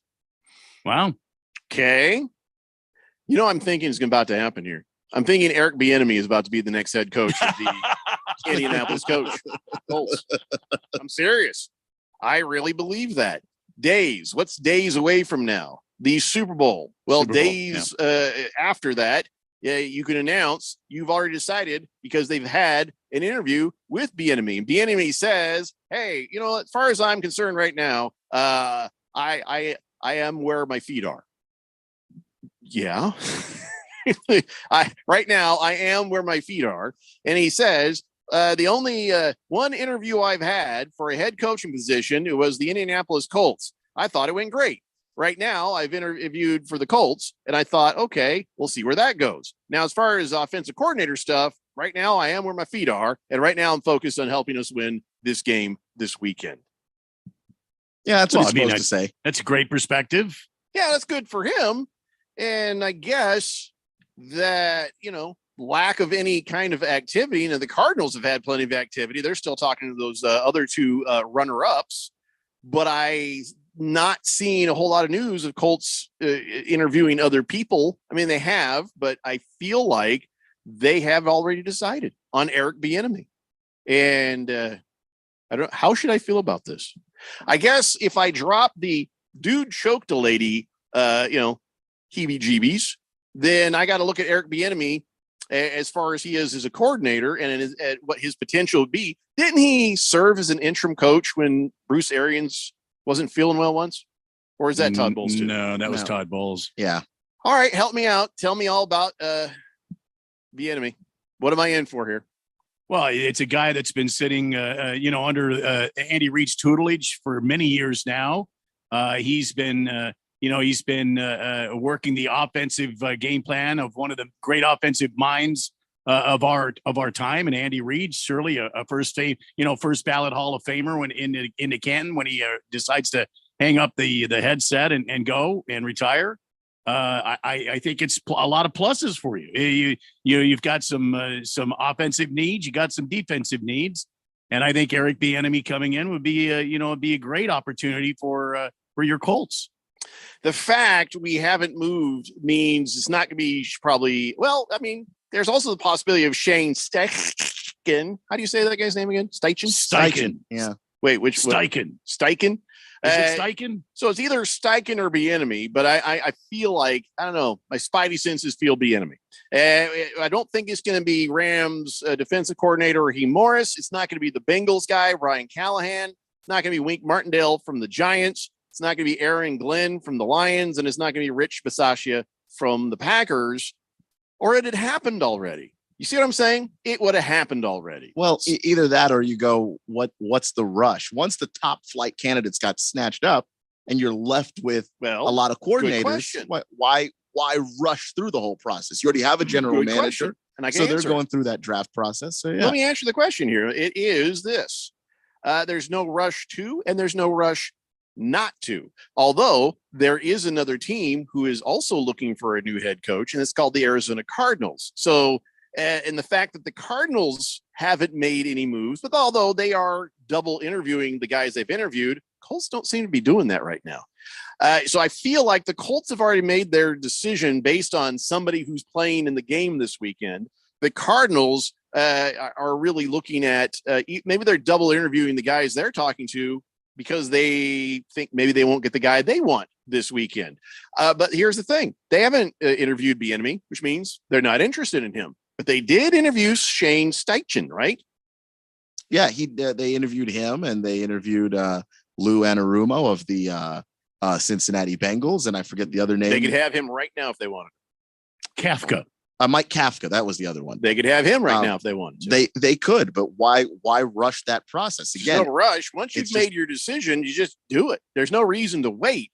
And I'm telling you, after those interviews, the first interview, they probably had an idea. After the second, they're probably sitting in a room, whatever. So if they have not, after 2 interviews, decided within a couple of days to hire one of those guys, they're not getting hired. It's going to be somebody from this weekend. I disagree with that, because I think that a lot of these teams, when they go through their process of finding their coach, it's a very rigorous process. They're going into this going, well, especially when you have these coordinators and they haven't had head coaching experience, you start parsing through and trying to find those fine details and really going through which person best suits your roster, where your roster wants to go. In the case of the Cardinals, they have a new general manager. So what is your actual vision for building this team, and do these guys fit that and all of that? I mean, I've seen coaching searches take a long time. And then they did not hire a guy that coached in the Super Bowl. But my instinct right now says Bieniemy to the Colts, Steichen to the Cardinals. That's what I think is going to happen. I mean, Steichen has come up, but he's the third distant guy from a lot of the reports. They like Anarumo and Kafka better. So, well, that's the rumors, right? That's what the sources are saying. Have the Colts? I don't think they've interviewed either of those two. They did Steichen, but the other two guys, Kafka and Eminem Ding Dong, whatever his name is, they haven't interviewed that guy. I don't think. No, but that's makes sense though. Their teams are in different places. All right, so that get maybe some credibility to your idea that they're just kind of just smooth sailing, taking their time, because the Colts aren't looking at those guys. Only they are looking at those guys. So you're right. Maybe they are. Maybe they're spending every single day, just thinking about it. Yeah, I mean, if you're going to have your general manager build your team, you want to get that out of the way quickly, which the Cardinals did. Just because you are in draft season, you do need some kind of an outline of what you want your team to be. So you can't just float around with no GM. But once you got the GM, you don't really have to rush to go get the coach. Well, unless you're in competition with somebody else. But yeah, I don't feel like the Colts and the Cardinals are really competing for the same guy. I don't know. Just kind of seems, I could be wrong. Maybe they're both looking for Steichen for all I know. Baby Got Dak says, hi guys, Jeffrey, I really think the Colts have been entertaining interviews to appease Ballard. But I really do think Irsay wants to keep Saturday, or they would have hired somebody already. Well, that's the thing. If they don't hire Bieniemy and they hire Saturday, you are 100% right. And I'm done. I'm done. The Jet says, breaking news, Colts to hire Jeff Saturday. He's just saying that to hurt me, but if he ends up being right, my God. Silly Wabbit says, Jim Irsay went on to say, not to say, but he says not to give anything away, but it'll be announced on Saturday. He never said that. He didn't say, we'll announce it on Saturday. You're just making stuff up. I'll be done. I'll be done. Anything the Cardinals will do that causes you to be done there? I just don't know what they're waiting on, to be honest. I mean, if you've already interviewed these guys and you've interviewed a second time on these guys, what's the discussion? I'm telling you, what are we doing here? A lot of these teams they bring in firms, they go over data. I'm just telling you, it's never been I like the guy, I hire the guy process. And sometimes you like the guy and you interview other people and come back around to your guy. But it's never been day one. I like this guy. Well, nobody said it was day one. They've had two interviews with a couple of different guys. Every year there's a couple of teams that are always looking for their coach, and we're going into Super Bowl weekend, and you're tapping your foot waiting, but they're just not rushing it. High percentage chance it's Bieniemy for the Colts. Well, and along with that, I mean, Super Bowl is here in Arizona. I know Mr. Bidwell has probably been very busy. I was reading something on Twitter about him using his helicopter to shuttle Kurt Warner, around from place to place. So Mr. Bidwell hasn't been at his desk. He hasn't been, taking care of team business as much as he has been, kind of flying around and working, the whole Super Bowl thing. So maybe that's the holdup with the Cardinals. I still am not sure I agree with your thought process that Bidwell is that involved. Yeah, I think that he would defer to the GM on the coach, but okay. I firmly believe that Bidwell is involved almost to a point of Jerry Jones level. I guess someday we'll find out when they write the book. Hefty Lefty says, have we covered Aaron Rodgers doing more drugs in the offseason, but this time it's in the dark? No, not yet. We're going to get to Aaron Rodgers a little bit later. There's all sorts of weird crap going on with that guy. But we're talking coach stuff right now, and I guess this is a good enough time to tell you that the 49ers have hired Steve Wilks as their defensive coordinator. Hey, good for him. I mean, he did a pretty good job with the Panthers. Good. He's a good coach. What are you laughing at? Goodbye, Niners. Oh, listen, Steve Wilks is not going to a place where he's going to get saddled with Josh Rosen, man. I think Steve Wilks has always got a bad rap. He went over there to the Panthers and with that pile of garbage got 6-6 out of that club. I think Steve Wilks needs to have more credit given to him. He's not a bad guy. He's not a bad coach. He might be a little grumpy, but he's not bad at what he does. And as a defensive coordinator, I think didn't say he was bad. I didn't say he was a bad guy. I never said he was a bad guy. He was a ha 49ers going down. I mean, look at his last several jobs. Look what he's done. Well, then that would indicate you feel he is bad at what he does. I feel like he's not one of the high-end defensive coordinators in the league. We're going to find out, because that's the one thing that the 49ers have really had going for them lately is their killer defense. DeMeco Ryans going to the Texans now. So here comes Wilkes, and he's run 4-3 defenses before. So it's the same thing the 49ers have been doing. And that's what Kyle Shanahan says. Hey, I just want to keep things similar to from one year to the next. So that is why they went after Steve Wilkes. And, when they got the players, they got what they need. I think Steve Wilkes will be fine. I think so too. I mean, when they had healthy players in Carolina, and they, a lot of their guys got hurt this year on the defensive side of the ball. When those guys were healthy, that was a damn good Carolina defense. Yeah, Steve Wilkes may not be the guy to coach an entire team. He may not be a player coach in that sense. But as far as a defensive coordinator, I think he's going to be fine. And if not, then Randy, you get to be happy anyways, right? You get to be very happy because it's 49ers. They're in your division. Exactly. You can see them fail. That's all I was laughing at. And then maybe little Kyler Murray will have a chance against them. How many times did the 49ers beat the Cardinals this last season? Both times. Yes, both times. CK says, Randy, either the Cardinals can't find someone, who wants that garbage situation, or the NFL told them not to hire a coach this week to take away eyeballs from the Super Bowl. I don't think the NFL cares about that. I don't think that's because it's just more NFL news, which the NFL loves. Hefty Lefty says, bring back the 46 Bear defense. Won't work too well against the pass, though. Okay. I don't know. Are you hoping that for your Broncos? I don't know what you're talking about. Hey, here's a little something for you. Good news, but not good news for Keon. Daniel Snyder selling a mansion in Washington, D.C. Okay. He's moving away, but he has another mansion there still. So yeah, no, it's fine. I don't. It doesn't. Listen, he's got a mansion in Alexandria. He paid a record $48 million for, but he has listed the one in Potomac for $49 million. He's had that since the 90s. If I'm not mistaken, he just bought the one in Alexandria in cash, if I recall correctly. So he's probably not going to sell that one, but he has been buying property, across the Atlantic Ocean over in Europe. So, good. You think he'll still be a Washington fan? I don't care. Honestly, you're going to end up having to see this guy at games probably still. Maybe. And it doesn't matter. As long as he doesn't own the team, he has no decision in anything that happens. He has no way to make this team one of the most morally bankrupt teams in the National Football League. As long as he no longer has the power to do that, Dan Snyder can root for whoever the hell he wants to, and I don't care. I don't care. Fighting Wampa says, how come you guys can't keep talking about the Cardinals? Thought you said there is no USFL talk on this show. Wow. Is that about the Colts? Is that about the Commandos? That's not that's not very nice. Hefty Lefty says, oh, I don't know. Maybe he's going to turn that mansion into an Airbnb. I wonder how much it costs to rent a $48 million mansion for a night. I don't even know.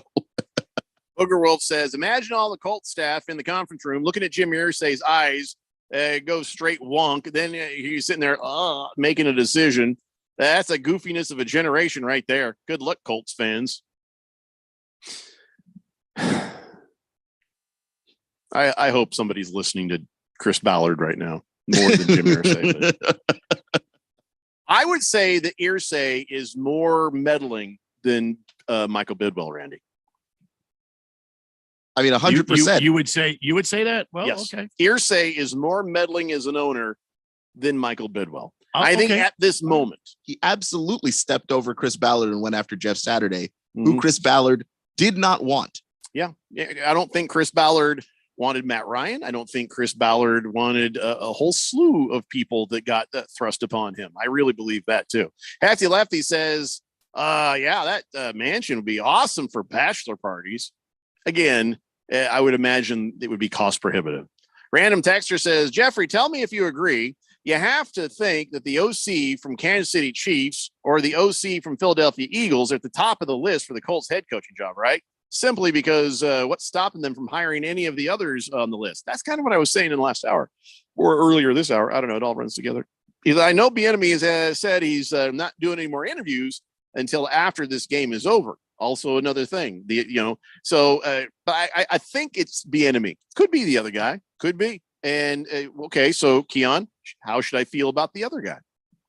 Steichen. About Steichen? I mean, I think what Philadelphia has done offensively should at least bolster that argument that he should be worth, consideration and worth hiring even. He's tremendously brilliant. The things that they're able to do with Jalen Hurts and the way that Jalen Hurts has been developed as a young quarterback. I think you have to give, him and Nick Sirianni credit for that. I do think with Steichen, it gets a little bit tough to figure out where in the play calling does Steichen end and Sirianni begin and all of that. I think that Sirianni's got the play calling duties in that offense. But when it comes to just understanding how to get an offense, get players in space, get young players especially to understand the game, bring them along in a way that they're not trying to do too much too fast. And when the Colts are obviously going to be in a position that they're going to draft a quarterback, I think he could be a really good fit. Yeah, I mean, random texter, I really do believe the Colts know who they want right now. And we'll find out who that was on the other side. Just having to wrap my head around Bieniemy's past, and both of these guys, we've not seen them be head coaches. So I don't know. I mean, Randy's going through the same thing with these other guys that they're double interviewing for the Cardinals. All right, well, they seem like, okay, everybody seems smart in the interview, don't they? And then when they actually go to work and do the thing, it's a crapshoot. We don't know. We don't know if Bieniemy is going to walk out there and be a good coach, or Steichen or Eminem Ding Dong or Kafka or whoever else. You just don't know because we haven't had a chance to see them actually coach for real. So I guess a whole lot of we'll see. All right, we got to take a break. We come back, more football stuff. It's the Daily Blender here on 1580 The Fanatic. Football fans, FanDuel has a perfect way for everyone to get in on Super Bowl 57 action with a no-sweat same-game parlay. That means everyone gets bonus bets back if your Super Bowl same-game parlay doesn't hit. Doesn't matter if you're new to FanDuel or already have an account. So start building your own or just bet a popular same-game parlay already made for you in America's #1 sports book. New to FanDuel, sign up with promo code DALE1580 when you download the app. Make every moment more with FanDuel, official sportsbook partner of the National Football League. You must be 21 or older and present in Arizona. 3+ legs, minimum $1 bet required. Refund issued as non-withdrawable bonus bets, which expire 7 days after receipt. Max bonus $5 unless otherwise specified. Restrictions apply. See terms at sportsbook.fanduel.com. Gambling problem? Call 1-800-NEXT-STEP or text NEXT STEP to 53342. Everyone knows time is money. So don't wait weeks for the IRS to send out your tax refund. Go to Jackson Hewitt instead for up to $3,500 with a no interest, no fee tax refund advance loan. With up to $3,500, you could bring home the bacon and bring it home today. Money now instead of later, that's worth its weight in gold. Don't wait weeks for your refund. Go to Jackson Hewitt today. For eligible clients, loans by Republic Bank and Trust Company, details at jacksonhewitt.com. One trip down Scottsdale Road, and it's obvious. Snowbird season is here. You know what else is on Scottsdale Road? The absolute best restaurant to take your out-of-town friends and family to. Kasai Japanese Steakhouse. No one does it better than Kasai, where talented Teppan chefs create the food, the fire, and the fun of teppanyaki. Kasai Japanese Steakhouse is dinnertainment at its best, where a delicious 7-course meal prepared right at your table with flair. It's a perfect choice for any occasion. Choose from over 50 different items and combinations of teppanyaki. Looking for great dining without a show? Well, Kasai offers an awesome selection of Asian-inspired dishes and tasty sushi. Happy hour deals daily till 6 p.m. and enjoy the outdoor dining on the heated patio. So whether you're here for the open, the big game, or just the great Arizona sunshine, don't just take your guests to dinner. Take them to Kasai Japanese Steakhouse for dinnertainment. Visit KasaiScottsdale.com. That's KASAI Scottsdale.com. Or call 480-607-1114. GCU men's basketball is back on the Fanatic. Listen along with Lopes insider Paul Coro and the voice of the Lopes, Michael Potter, for every moment of exciting Lopes action. It's a Saturday night showdown as GCU is in Seattle to take on Seattle U. Tip time is 8 p.m. Listen all season long as the Lopes make their way through the WAC and try to punch their ticket into the madness of March. It's GCU Lopes basketball, only on 1580 and 99.3. The Fanatic.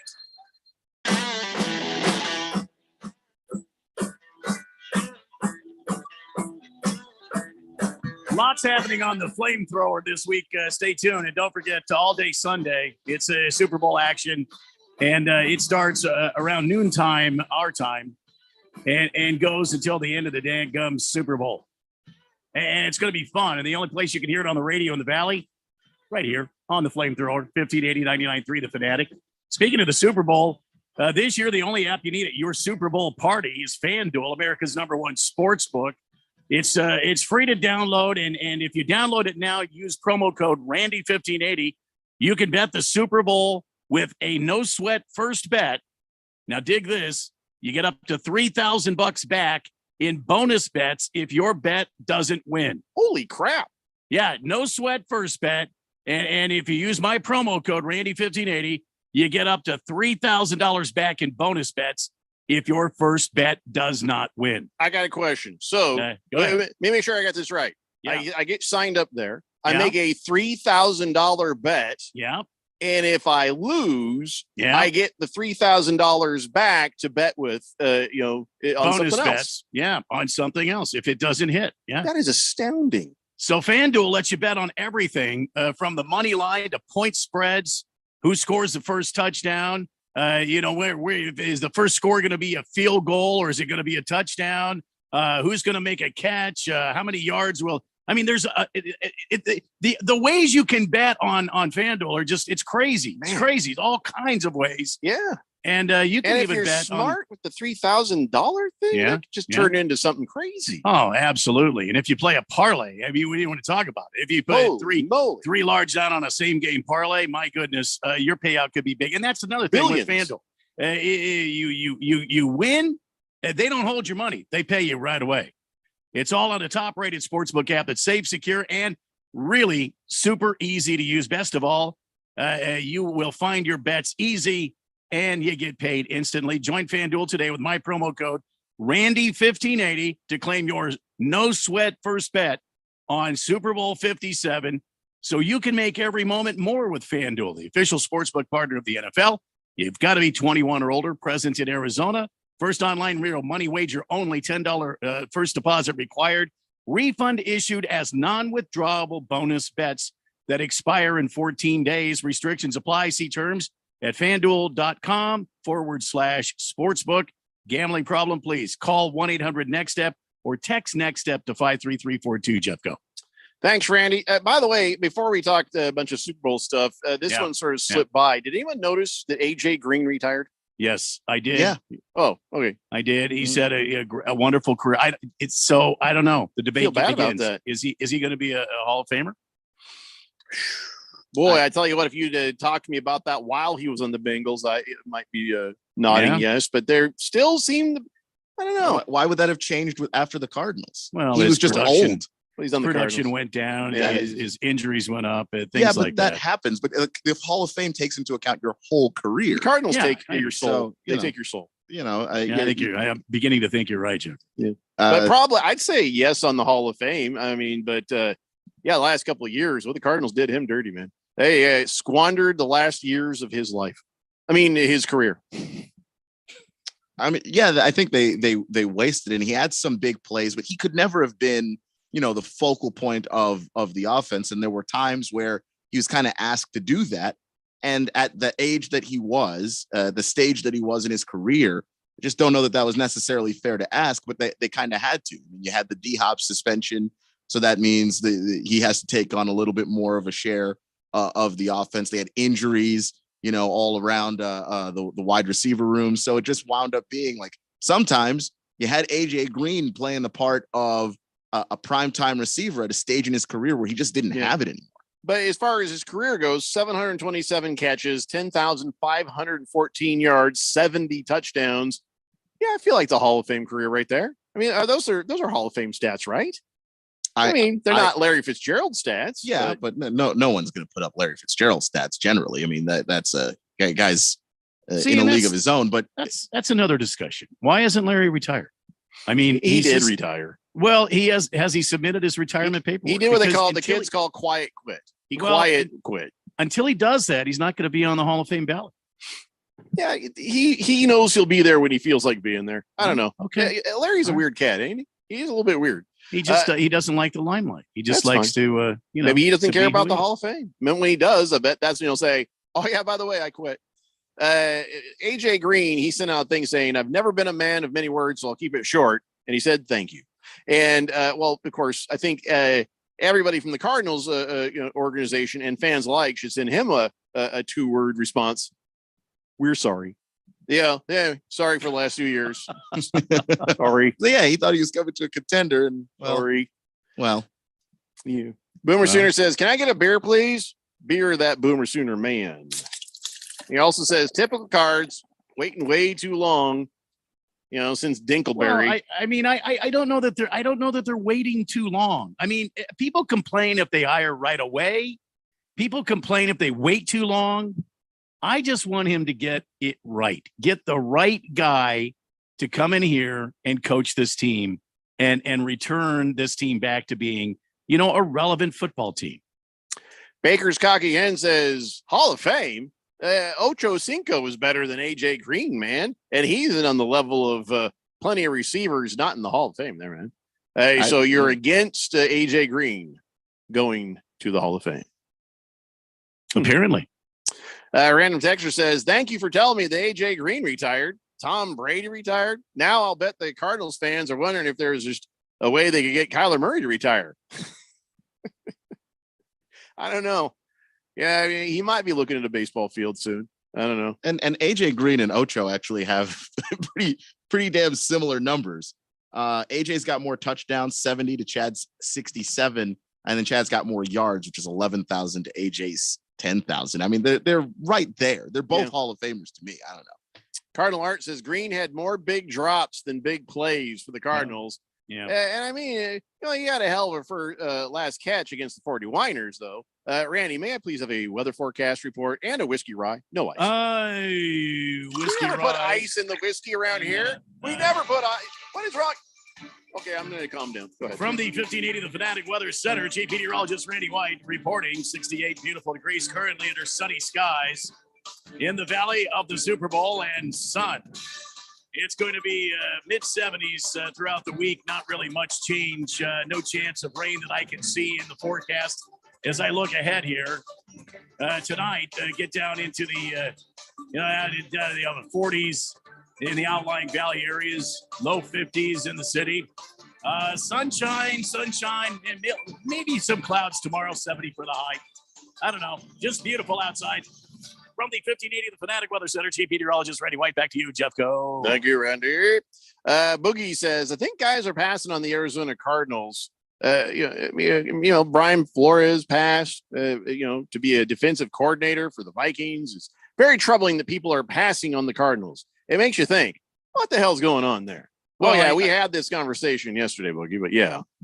I tend to believe, as far as Brian Flores goes, he's being forced to use Kyler Murray, and he doesn't want to get into a situation where he's being forced to use a specific quarterback. And, I'm going to say it again. I hate to say it. It's my team, and I hate to say it, but I believe Mr. Bidwell is really involved in what happens with this football team. It's his team. I guess he could do that all he wants to. But when you start stepping in and taking over jobs that football men who've been doing it much longer, you know how to do it and how to make the team go. That's to me, that's when trouble happens. I'm just saying. Jagdog says AJ Green retired 2 years ago. He just didn't tell the Cardinals that. I disagree. He was never supposed to be used in the way he was used with the Cardinals. That first year where, the Cardinals started off really hot, AJ Green was option number 3, and that's exactly where he should have been. Yeah. But sometimes he was the number 1 option because there wasn't anybody else at wide receiver. Baker's Cocky Hens makes a kind of a good point here. He says AJ Green was a good receiver for sure, but the Hall of Fame is for the best of the best. Did AJ Green make any Pro Bowl teams ever? Yes. How many? I mean, I'll have to go ahead and pull it up check here. that stat. I'm curious about that. He says AJ Green, 0 All-Pro team finishes. You can't make the Hall if you can't get that respect, in my opinion. AJ Green made 7 Pro Bowls. Well, okay, there goes your argument, Baker's Cocky Hens. Cardinal Art says, I said no ice, Jeffrey, because a bartender just tried to serve me whiskey with ice. I walked out, went to my local watering hole. I said, I'm a man, damn it. There you go. There you go. Yeah, you're forgiven, Cardinal Art. Listen, we don't put no ice in no shot glasses around here. We don't put ice in tumblers. Ice. And if you put ice in beer, God damn you to hell. 888-368-1580. Baker's Cocky Hen says all Pro Bowl, all pro, not Pro Bowl, Jeffrey. Gotcha. So he got to the Pro Bowl, but he was not named All Pro. Is that what he's trying to make the distinction? Because those are two different things. Okay. Yeah, the All Pro team is the and I put some stock in it, but I don't put 100% stock in it because it's writers, and you know the stance on this show about writers deciding who the best players are.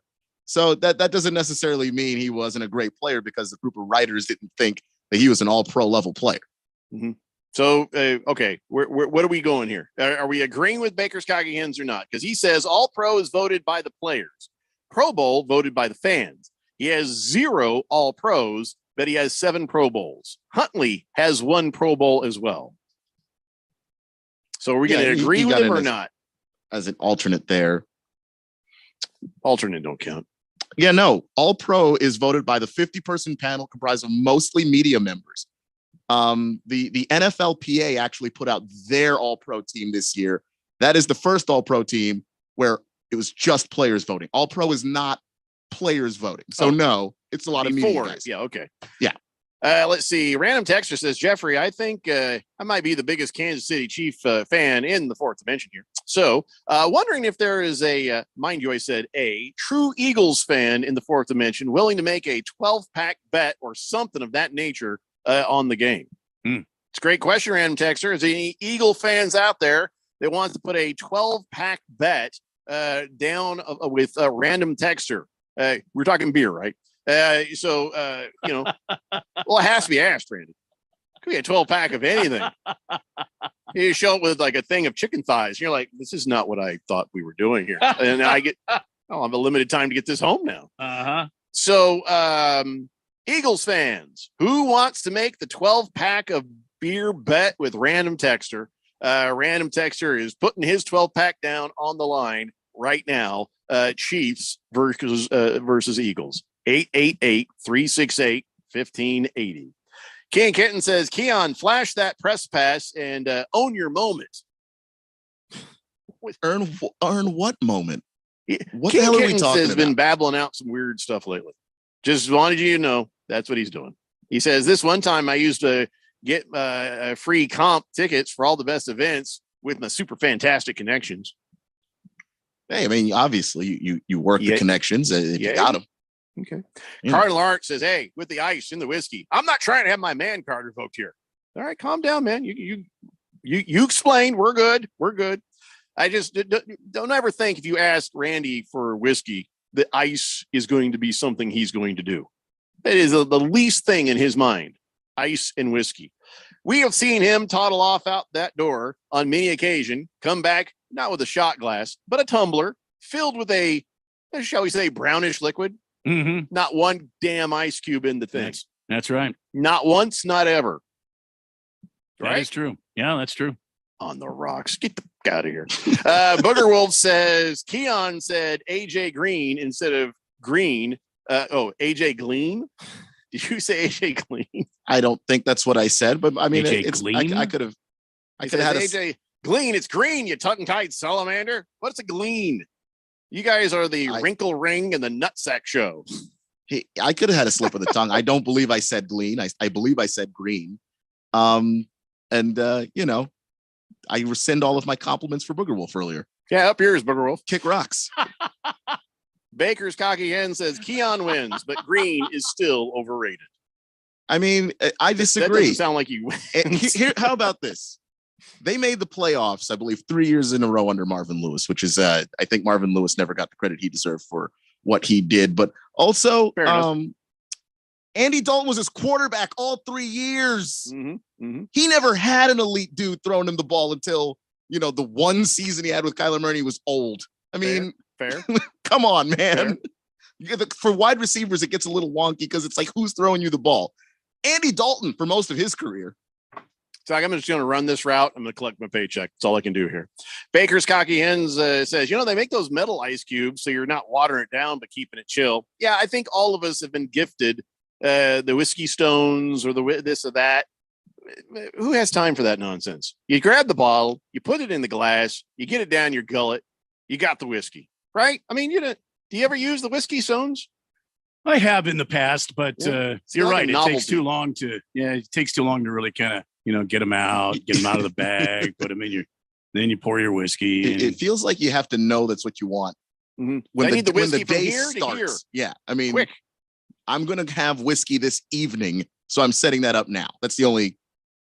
I'm not drinking whiskey to cool myself down. I got air conditioning for that. I had premeditated iced down whiskey. Guano says, I'll bet random texter a 12-pack. I'm a bigger Chiefs fan than he is. LOL, JK, go Chiefs. Okay, well, that's not the bet, Guano, but good to know. Boogie says, who wants to bet if any naked people are going to streak across the field? Oh, boy. And will they finish? Boogie, could you define finish? What do you mean by that? That's a disturbing phrase of turn of words and stuff. Baker's Cocky Hen says, yeah, they make those metal ice cubes. King Kitten says, give me Keon's press pass. I'll be at midfield at the coin toss before kickoff. No. Random texter says, Jeffrey, please reiterate. It will be the first one willing to bet. I can't do several. If I were to lose, Mrs. Random Texter would kill me.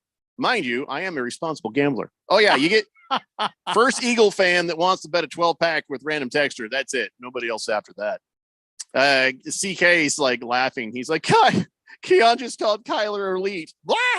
I know that did occur to me as well. The season he had, I said that season, specifically that season, was an Oh my elite God. season. I was watching Dan Patrick grilling JJ Watt about Kyler Murray and just savage.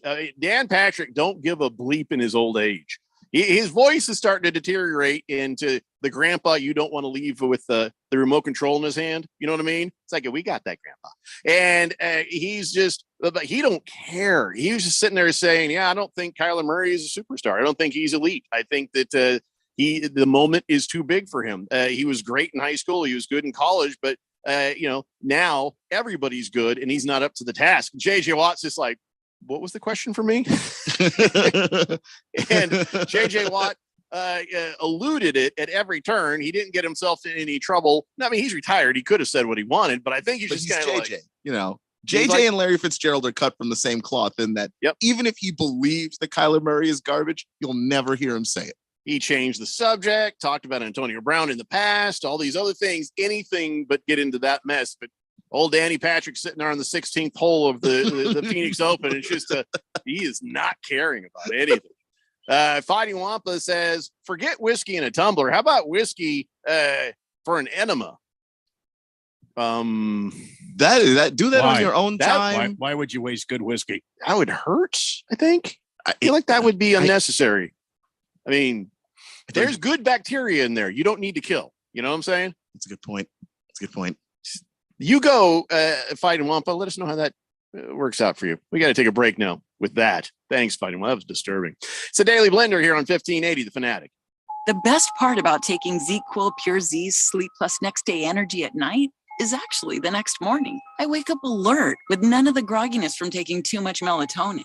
Pure Z Sleep Plus Next Day Energy is a bilayer tablet with immediate release melatonin and extended release B vitamins to help me fall asleep naturally and wake refreshed. It's my secret weapon for a great night's sleep and a great morning. Hi, Mom. Hi, Mom. Can't beat that. ZQuil Pure Z's gummies.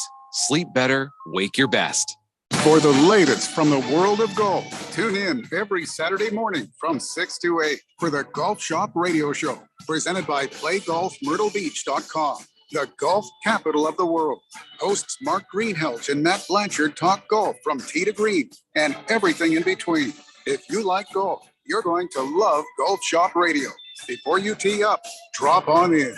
Welcome to the Golf Shop here on 1580 and 99.3 The Fanatic. Not going to the Super Bowl? We didn't think so. You can't go to the best Super Bowl party ever. It's the Players Tailgate with host Chef Bobby Flay. Hang out with over 60 active NFL players and feast from over 10 celebrity chefs you see on TV. The Players Tailgate is rated the #1 event to attend 7 years in a row on Super Bowl Sunday, and you can get discounted tickets. Just go to the Fanatic website and click the link to save $75. Get to 1580thefanatic.com for all the details and save $75.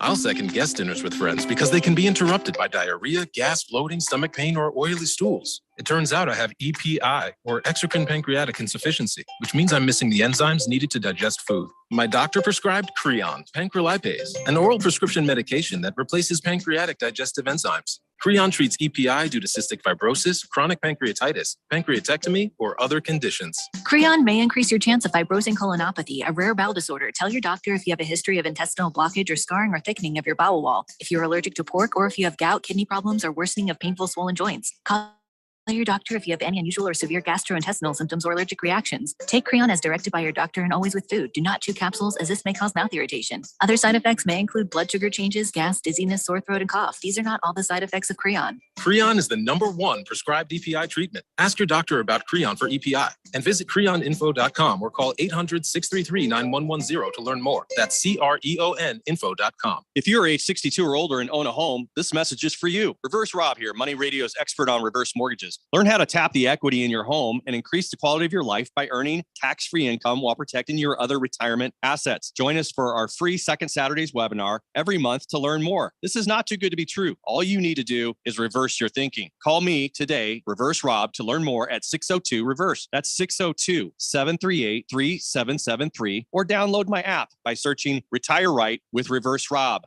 If you hit, pass it, dunk it, shoot it, check it, throw it, putt it, or block it, then we're gonna talk about it.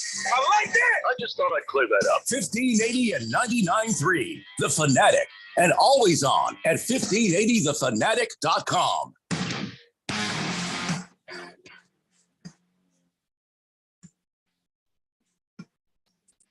Dave Blender here on 1580 The Fanatic. I didn't need to think of a whiskey enema fighting Wampa. That was a little bit disturbing right there. But I got more disturbing things for you.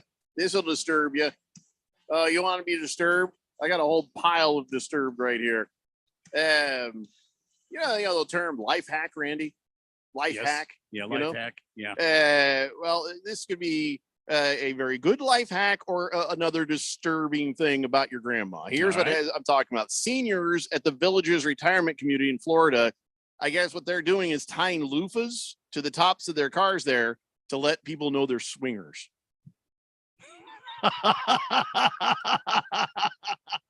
How's that for disturbing? Different colors mean you're into different things. For example, a purple loofah means I like to watch. Ooh. Teal loofah means I swing both ways, baby.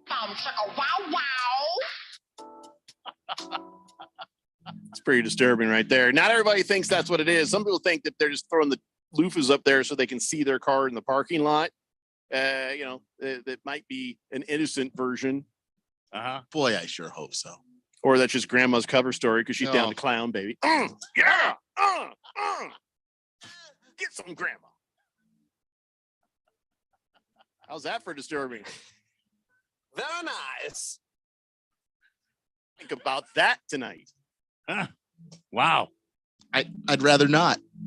How about this? There's here. This is This could be just more painful than disturbing. They just came out with a new thong, a jean short thong. They're like little jean short thong. Yeah, fully denim. Or do you say look denim? They're mostly denim, and it's a thong. Well, it ain't gonna fit nobody that size, Randy. I've seen sizes 4 through 14. Nobody in Apache Junction is ordering this, or they're trying going, you ain't got size 28? Oh, God damn it. What? Yeah. So people are actually buying these things, by the way. But yeah. To quote, low-rise booty denim shorts, as they're called, but they're basically a denim thong. Feel like a lot of chafing is going to happen right there. You know? To quote my driving instructor back in Texas, why? Why would you do that? Why? What for? Who is this for? Who made it and why? And who's buying it and why? And keep the why to yourself. It's a don't rhetorical ask why. You don't want the why. Biden Wampa says, yeah, let that denim get up in there. No. It's not where denim's supposed to go, damn it. Chafing is the only word that comes to my mind. Chafing. Lots of chafing. Oh. They got yeah. By the way, they are, if you want to try them, they're only $12.50. No kidding. Well, let me guess, you get them at the Walmart. Not a whole lot of fabric being used there. I have not looked up where to find them, but that's a good guess. That is a good guess. Yeah. It's just a little gross, if you ask me. You think? So then, if you want more disturbing, we don't usually do end of the year shows where we say, here's the best moments of this or that. But I did have this funniest ways men injured their junk in 2022. Oh, no. I have right now, you might want to sit down for this. I have the 20 funniest ways men injured their junk in 2022. Oh, no. I will go quickly, pausing only for questions. One man went to the ER after scrubbing himself too hard with a loofah. Well, that must have been a senior. Yeah. Guy was using a French press when it shattered and spilled hot coffee on his crotch. Oh, no. Oh.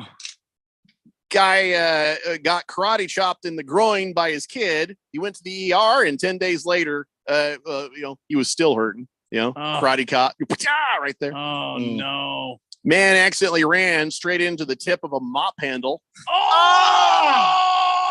Good God! Like it's just, it's like kind of leaned over and he doesn't see it. He comes running, boom, just like he just jousted right in the nether regions. One guy got it caught in his zipper, and it was still stuck in there when he showed up at the hospital. Oh no, we got a bleeder. Oh God.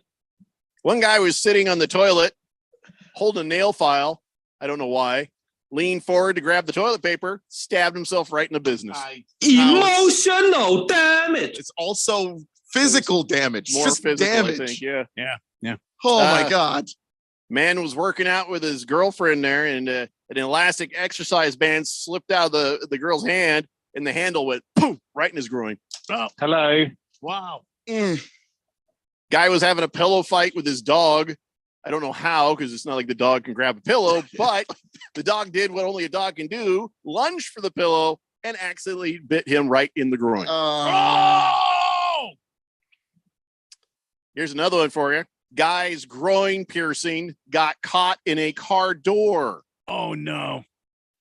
Oh, dear God. Can we stop now? How does it? Because it has to be, you know what I'm saying? Can we? Another guy's groin There's piercing four. got caught in a dishwasher door. A dishwasher door. Opening or closing, that's going to hurt. Third guy also slammed his junk into the fridge. On the same day or Pretty like sure later? This is three different guys. I don't think it's it can't the same be guy. the same guy. No, That's no. it's Guys, insane. stay out of the kitchen when you have no pants on. Here's another one. A man was using a penis pump and suddenly heard. Oh. Oh, God. I would imagine you just sit there still for a while going, Helen, I think I What? just blew a gasket. Oh, God. This is going to be bad. This you might want to sit down for. Some idiot tried to circumcise himself with a pair of scissors. Oh, no. Oh, no. No. Here's a guy who has a hard time keeping it up.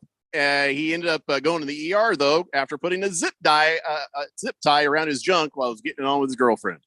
Huzzah! Those things are, you have to cut, got to cut They them don't off. go back the other way. No. Hey, remember the guy who was sitting on the toilet with the nail file? Yeah, nail file.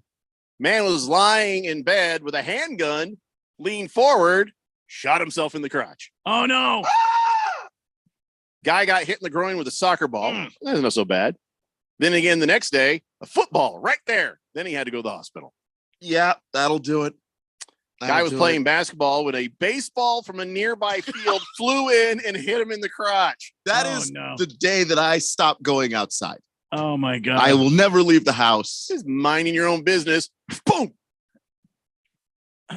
Guy passed out at a bachelor party, so his buddies glued his junk to his stomach.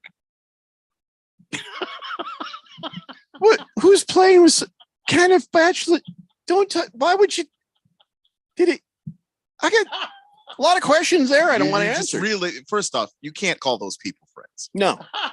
That's not. Friends don't do that. That's not how friends operate. My revenge would be John Wick like. And you would be completely justified. If I were a jury after you had to do what you had to do, I would not convict. The judge would lean over and say, "No, Mr. O'Brien, double tap was a good idea." There. Yeah, was it? Yeah. he's innocent. Man was sitting on a freshly lacquered wood bench naked. I don't know why, but his junk stuck to the bench when he leaned over and then got crushed by his leg. Oh, holy crap. My God. A lot of questions there. A lot of questions. Had the dump button on for me that time. Guys, drunk guy thought he was applying a sexual stimulant. Turned out it was toilet bowl cleaner.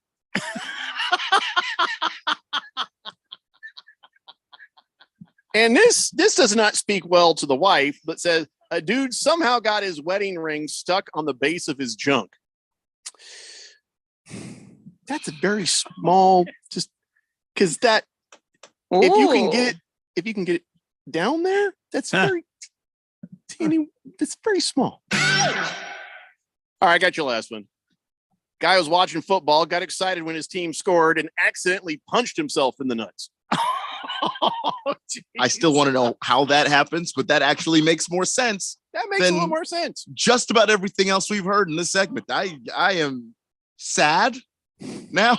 I am in pain just from hearing it, just secondhand pain. I don't.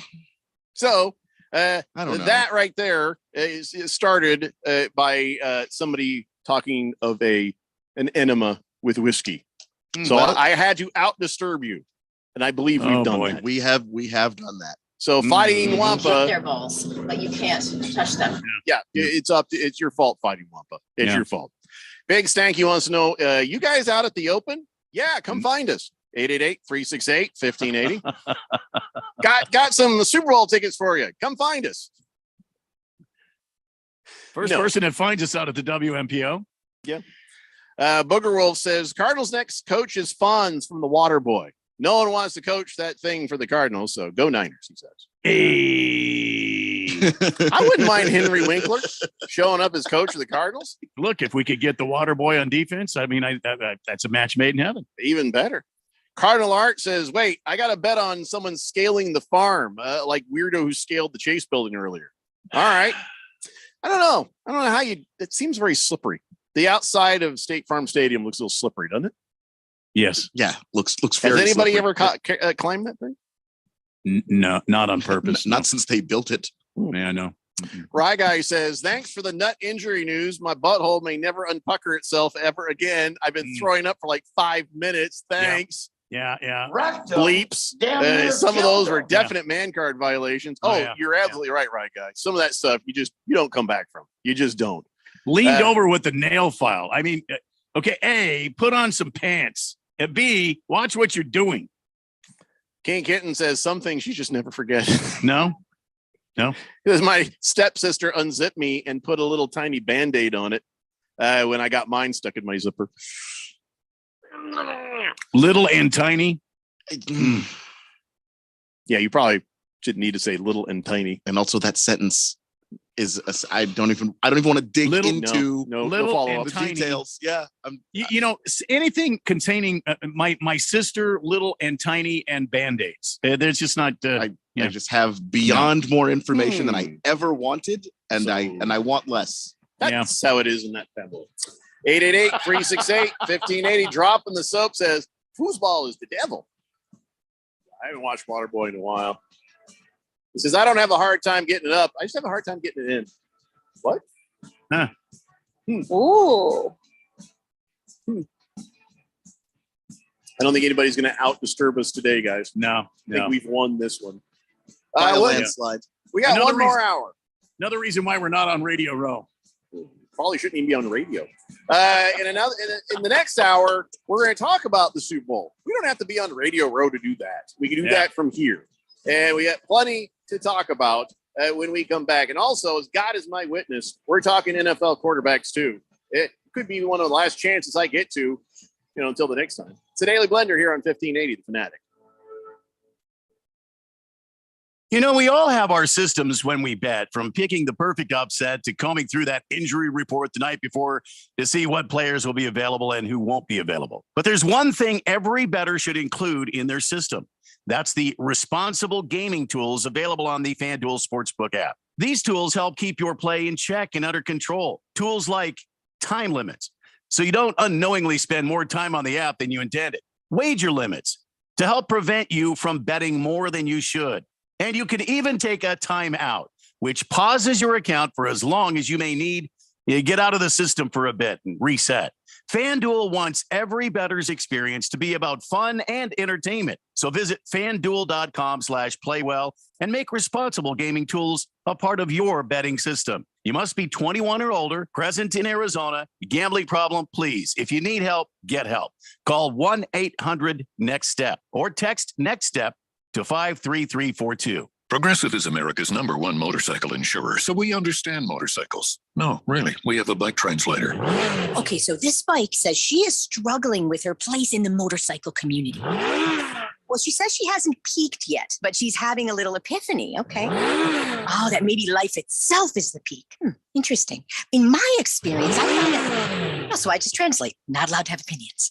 Got it. Quote with Progressive and see if you could save with America's #1 motorcycle insurer. Progressive Casualty Insurance Company and Affiliates. Hey everybody, Mark Asher back to tell you about my great friends over at the Lund Mortgage Team. The Lund Mortgage Team has been doing their thing for over 2 decades in the Valley, helping thousands of people in Arizona save money on their loans, get the best rate. They're mortgage brokers. They can shop it around for you. And now more than ever, it is so important to have a mortgage professional that's been around, that's seen the high rates, low rates, everything in between, because look, there's no sugarcoating what's going on right now. The rates are higher. However, the supply and demand, the whole how many houses are for sale in Arizona and what's going on, it's gone in favor of the buyer now. So if you're going to buy a new home, it is important to go and get that rate. Whatever that rate is, it's not going to be your forever rate. That's important to think about. So lock it in, get the house of your dreams, and move on. But let the people at the Lund Mortgage Team do their job. All the heavy lifting from start to finish. They'll find you the best rate out there. Call 623-875-9940, 623-875-9940, or online, lundmortgage.com. The Vince Lombardi Trophy. The live radio broadcast of the NFL playoffs and Super Bowl 57 on The Fanatic is presented by Kasai Japanese Steakhouse, American Furniture Warehouse, Harmon Solar, IQ Wealth Management, Hemingway e-bike. Don't miss a moment of the action and excitement of the NFL playoffs and Super Bowl 57. Live from Glendale on 1580 and 99.3. The Fanatic, your exclusive home for the NFL. QFN Tempe. Also transmitting on K25CD Phoenix at 99.3 FM and K240U Fountain Hills at 95.9 FM. It's time for the third hour. All right, people, settle down because it's time. Time for what? Showtime. When does it start? Right now. 3, 2, 1. Let's get on with the show. Let's do it.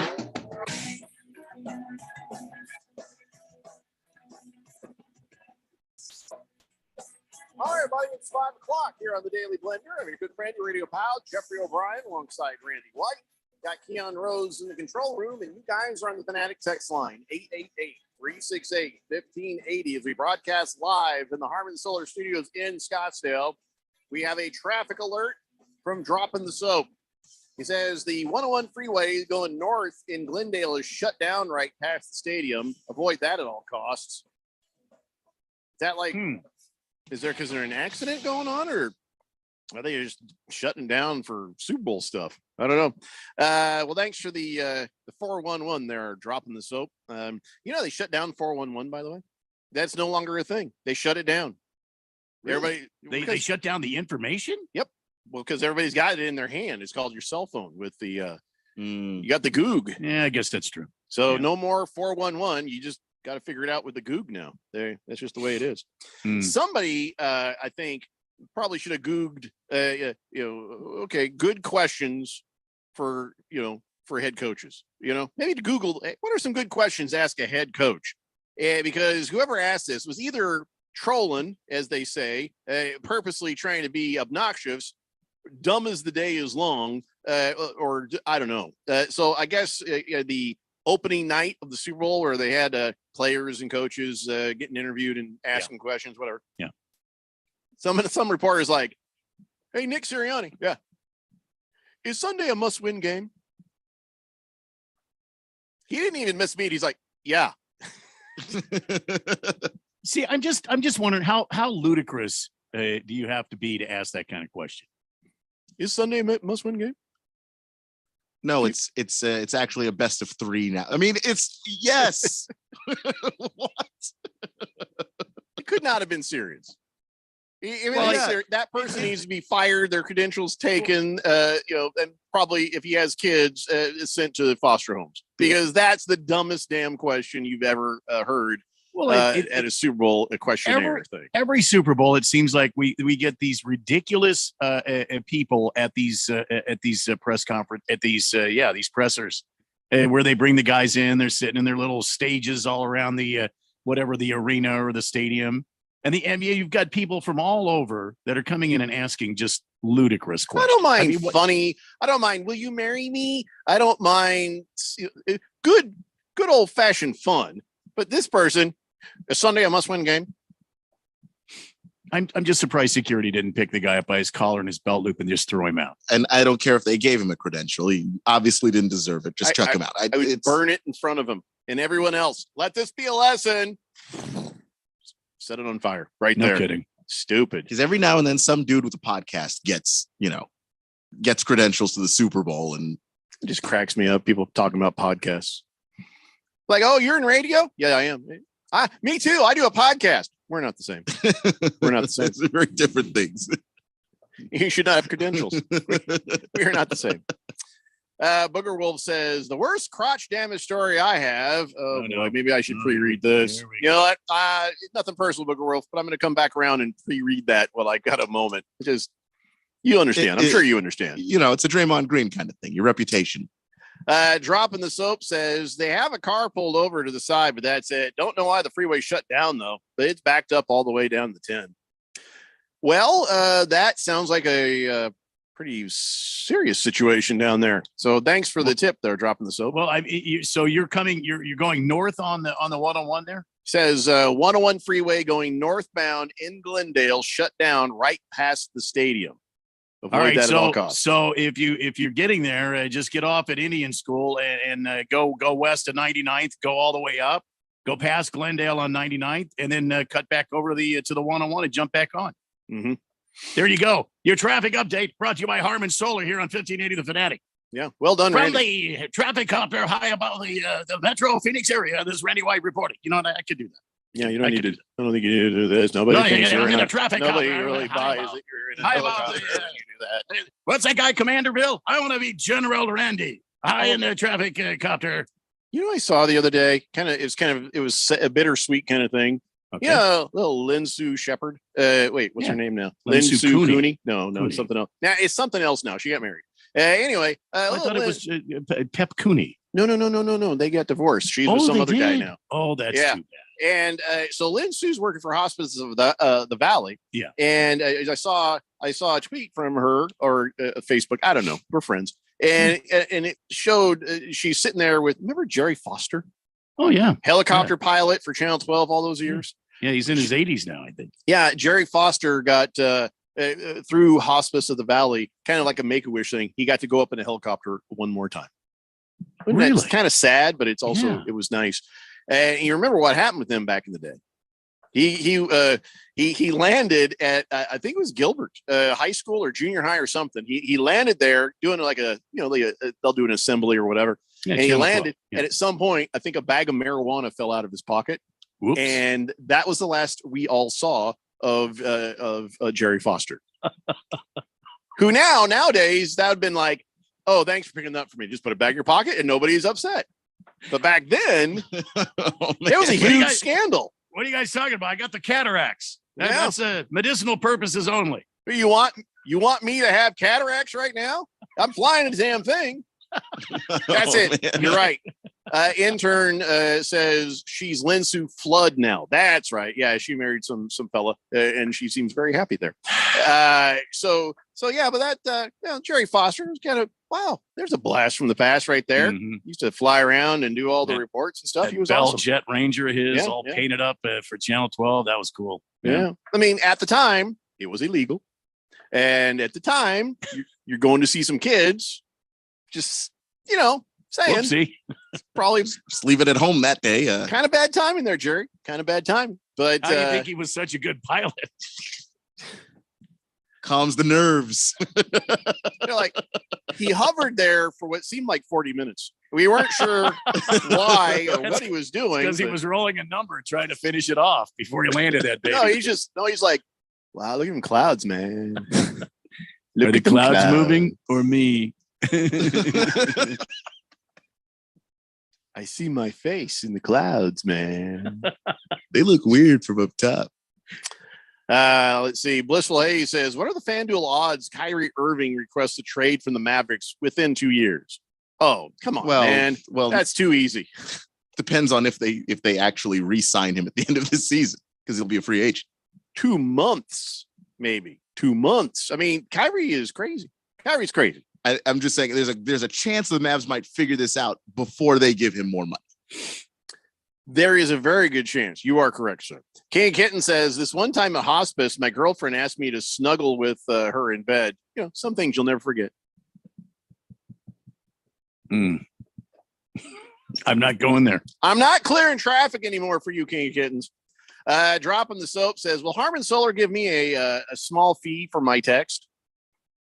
What in the hell are you talking about? For the traffic thing? No. We all thank you for dropping the soap. We appreciate it though. The money kind of goes to stuff like electricity. So sorry, there's nothing for you there. Booger Wolf, I am going to read your thing later. So anyway, this whole Super Bowl thing, So this game is still vexing me. It's vexing me. And I don't care who wins or who loses. So I guess maybe my brain is not really grappling with the thought of, will the Chiefs win? Will the Eagles win? But I'll tell you what it's not doing is grappling over snacks. And this makes me sad. Snacks? Did you say snacks? Snacks. Okay. Yeah. On Super Bowl Sunday, a new poll found half of us would rather see our team lose the next Sunday than run out of snacks mid-game. 51%. You're not asking fans then. Yeah. Which people are you talking about? I mean, because I would watch an entire Super Bowl with no snacks if I had a chance for my team to win a Super Bowl. If our teams were in the Super Bowl, none of us would even be thinking snacks. We would just be sitting there the whole time with our eyes open, hoping, praying, please God, let it finally happen. Yeah, I wouldn't even eat a snack. I'd want to remain sober and footloose and fancy free as if the Cardinals were in the Super Bowl. Yeah, the Cardinals, well, of course, Randy would his eyes wouldn't blink. Yeah. My team has won a Super Bowl in the past. My eyes would probably still not blink. And, it's funny. The guy with the most joked about team had a better season than we did, plus probably has more Super Bowls than we do. How many of the Commandos have? 2, 3, 5? 3 for you, 2 for the Colts. Anyway, 888-368. And a loss for the Cardinals. 1580. And we don't have a Super Bowl, but we do have a football championship way back in the 40s? It doesn't count. Doesn't count. So it wasn't the Super Bowl. So it doesn't count. It wasn't a Super Bowl, but it was a football championship. Yeah, okay. So Patrick Mahomes says, yes, Super Bowl win. Oh, that's an amazing thing. But a loss will motivate you for years.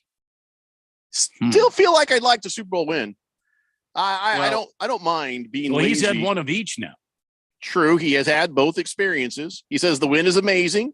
It's one of the best moments of your entire life. You take away the positives from that. The loss, ooh, that stings. And that motivates you for years. What that's done for me is motivated me to get back in this game again. And I want to make sure I can have the winning feeling and not that losing one, because losing feeling, oh, that is one you never forget. Especially his, because he did everything he could to drag that team to anything that even remotely looked like a win. And the offensive line just didn't exist that game. And Tyreek Hill forgot how to catch. And it was just, I mean, I'm glad he took motivation from it, because, man, nothing around him was working that day. Yeah. But that's interesting, though. You know, and you see it sometimes in teams. They call these Super Bowl hangover, right? The next year, they're kind of like, hey, how you doing? We're the Rams. Nice to see you, you know? Like, all right. And then they have that kind of season. Yes, so, but I would like, okay, fine. Win one. Then we'll worry about what happens next. Patrick Mahomes is going to have both. He's going to have both for years to come.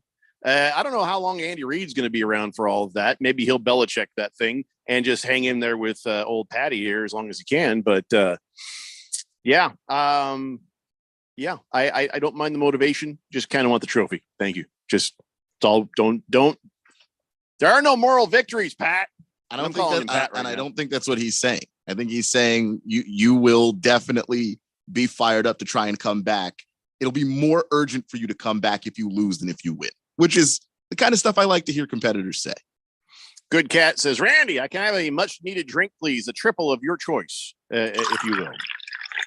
Cardinal Art says, Kyrie going to play like ranch and dip on the Mavs this offseason. Sorry, what? What does that even mean? Kyrie going to play like ranch and dip on the Mavs this season. Huh. I can't figure that one out. I guess just that he's not going to stick around after this season regardless. He's going to play like ranch and dip on the Mavs this season. Dip out? Like dip out? Just disappear? Yeah, it's supposed to be a pun of some kind. Before he sends the next text, do you think that was a voice to text mistake? No. Or do you think he's trying to make some sort of a little make joke? like a tree and leave? He'll play like ranch and dip on the make like a banana and split. Mm-hmm. It's supposed to be one of those. Yeah. See what I'm saying? All right, Cardinal Art, set us straight. Blissful Hayes says Jerry Foster should have brought enough of that hippie lettuce for everyone. Okay, it was an elementary school. It's the only way he could deal with the kids. No, listen, we've had our fair pile of kids. You know what I mean? Yeah, so, we have. I get it. You'd have been them screaming little bastards, and you can't spank any of them. So yeah. Yeah, no, the last place I lived, the neighbors had like 4 kids, and it smelled like weed all the time. I just think they didn't want to deal with those kids, and they found their escape. I can hear it now. Mommy, it was so cool. The helicopter landed and the door opened and he had a smoke machine inside because all the smoke came out with him. I think had Pepe Le Pew in there too. I think the most terrifying words that a parent ever hears, my iPad charger's not working.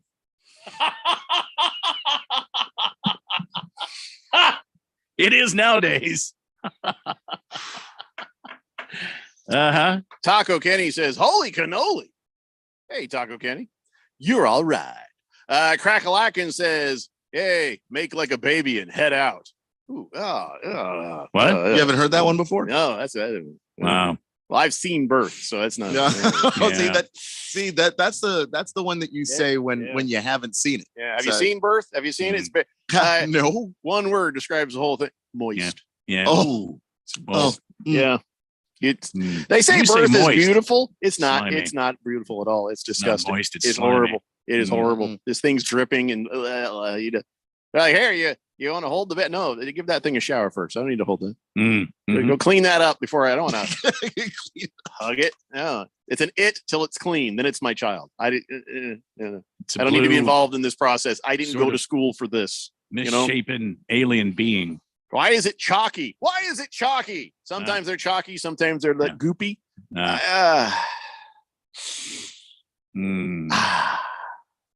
Make like a baby and head out. Nostra Marcus says that dip text needed a comma mixed in there somewhere, I think. And Cardinal Art says, no, correctly, Randy, just dip. So Kyrie going to play and just dip on the mat? I don't understand this, Cardinal Art. Apparently dip out, leave, Amscray, move along. Yeah. Ghost. Right. Okay. Like the kids like to say, ghost. Yeah, ghost. He's going to ghost them. No, quiet, quit. It is the Kyrie move. Random texter says, shock no takers on my bet. Though I think you did say that you didn't think there were any big Eagle fans in the fourth dimension there, Jeffco. Okay. So again, if you're an Eagles fan, we have a Chiefs fan right here, and you can bet a 12-pack of beer with Random Texter on the big game this weekend. We can say Super Bowl because we carry it. Anyway. I can, right? Yeah. You just don't want goons to come running in with thwack right over the head with one of what do they call it? Billy Club? Is that what it is? A little Billy Club thing? What do they call it? Billy Club or blackjack? I think the Irish, your folk, your kinfolk would call it a shillelagh stick. Well, no, a shillelagh is just basically a branch of a tree, a small tree with you beat the hell out of people with the trunk still attached. So it's like it's supposed to look like a walking stick. Yeah. So the British people wouldn't say we have a weapon, and then when they weren't looking, honk with a big club. It's just a club. Nothing like that little black thing that you see. Oh, like the asp. Yeah. Are you talking about the asp? No, that's the telescopic thing. I'm talking about the old-fashioned billy club or nightstick. It was weirdly. I don't know. Anyway, what was the point? Can't remember the point. Don't know. Hook'em Hottie says, "Okay, I'm never having a kid. You just left me a horrible picture." Well, if you're a horrible parent, yes, that is the most terrifying thing you're going to hear. If you're a decent parent, you can get by. The Wiz says, Cardinal Art, thou high. Dropping the Soap says, you know if they're going to have the Puppy Bowl this year? I would imagine so. I think they'd always have a Puppy Bowl, a Lingerie Bowl, Smoke a Bowl. I think it's all going to happen. Random Texter says, make like a tree, and leaf is a good one. Well, it was leave. Yeah, it's like plural. I'm not going to leave. I don't want to argue with anybody right now. I get it. The other thing about Patrick Mahomes, he says his ankle is definitely better this week. Yeah, sure it is. Definitely better than last week, he says. I mean, two weeks will do that to you. Yep. Yeah. Sure it is, Patrick. I don't think it matters. He's going to go crazy. He's going to be out there running around. You worry about him actually getting injured because he's trying to run too hard on an injured part. But it's the Super Bowl. And what are you holding back for? So it's going to be interesting to see. That is one of the things that leans me towards the Eagles, if I'm honest, is that ankle right there. And Jalen's not 100% either. I mean, he came off an injury to go into the playoffs. What was his injury again? I forgot. Left shoulder. I think his non-throwing arm is going to be less of a factor than Patrick Mahomes' ankle. Depends on how many times they hit him. That's a good point. That's really what it comes down to. And he's going to be running. So, I mean, be a target right there. Correct. I mean, the game plan doesn't work if Jalen doesn't run. So how often do they get to hit him? Mm-hmm. Dropping the Soaps, right. We have to be like a banana and split. Time for a break. We'll be back with more of the Daily Blender after this here on 1580, The Fanatic. This is Brent Musburger's action update for Arizona's new home for sports, The Fanatic. Now, here are the latest lines from my guys in the desert. The news that the Brooklyn Nets traded Kyrie Irving to the Dallas Mavericks. Dallas now plus 1,400 to win this year's NBA championship, while Brooklyn has now fallen to plus 2,200. The Celtics are the outright betting favorite to claim the title at plus 300. The team that is right behind them in the Eastern Conference standings, Milwaukee, is at plus 450. The Denver Nuggets, who lead the Western Conference, are plus 800 to win it all. Memphis plus 1,000. Philadelphia also plus 1,000. And the Golden State Warriors, who won last year's NBA championship, are plus 1,200 to repeat. Red hot winning picks at experts.winnersandwiners.com. Save 75% when you use the promo code ACTION75. Experts.winnersandwiners.com. I'm Tony Desiri with your VSiN Action Update on 1580 and 99.3 The Fanatic. We all have our systems when we bet, from picking the perfect upset to combing through injury reports the night before the game. But there's one thing every bettor should include in their system: the responsible gaming tools available on FanDuel Sportsbook. These tools help keep your play in check and under control. They have tools like time limits so you don't unknowingly spend more time on the app than you've intended, wager limits to help prevent you from betting more than you should, and you can take even a timeout, which pauses your account for as long as you may need. FanDuel wants every bettor's experience to be about fun and entertainment. So visit FanDuel.com/playwell and make responsible gaming tools a part of your system. You must be 21 or older, present in Arizona. Gambling problem, call 1-800-NEXT-STEP or text NEXT STEP to 53342. Doug. Hey, listener. Welcome to Lee Moo's Karaoke Lounge, where Liberty Mutual customizes your car insurance so you only pay for what you need, and the music never stops. Hit it.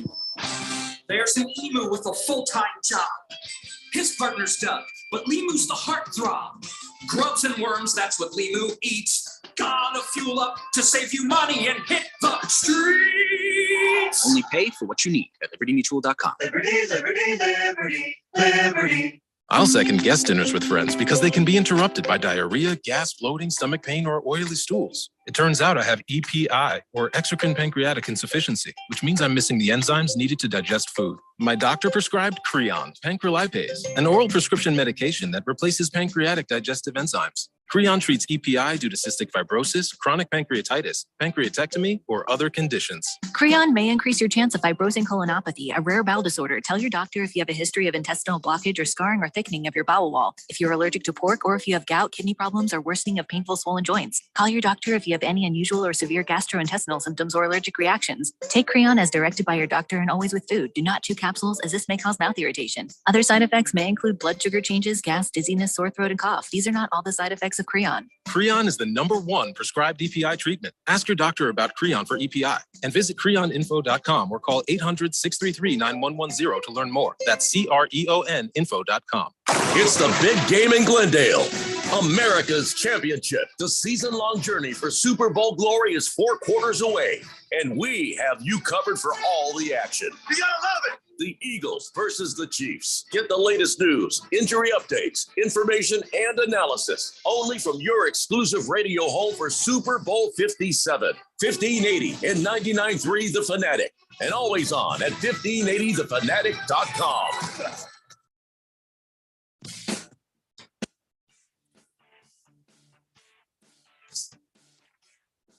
It's the Daily Blender on a Taco Tuesday, February 7th. As we head towards 6 o'clock tonight, Super Bowl 57, like an all-day thing this coming Sunday here on the big station. And fans, FanDuel has the perfect way for you to get involved in the Super Bowl 57 action with a no-sweat same-game parlay. That means everyone gets bonus bets back if your Super Bowl same-game parlay doesn't hit. Now, you're asking me, maybe you're new to this whole betting game, as Jeffrey and Keon and myself have been.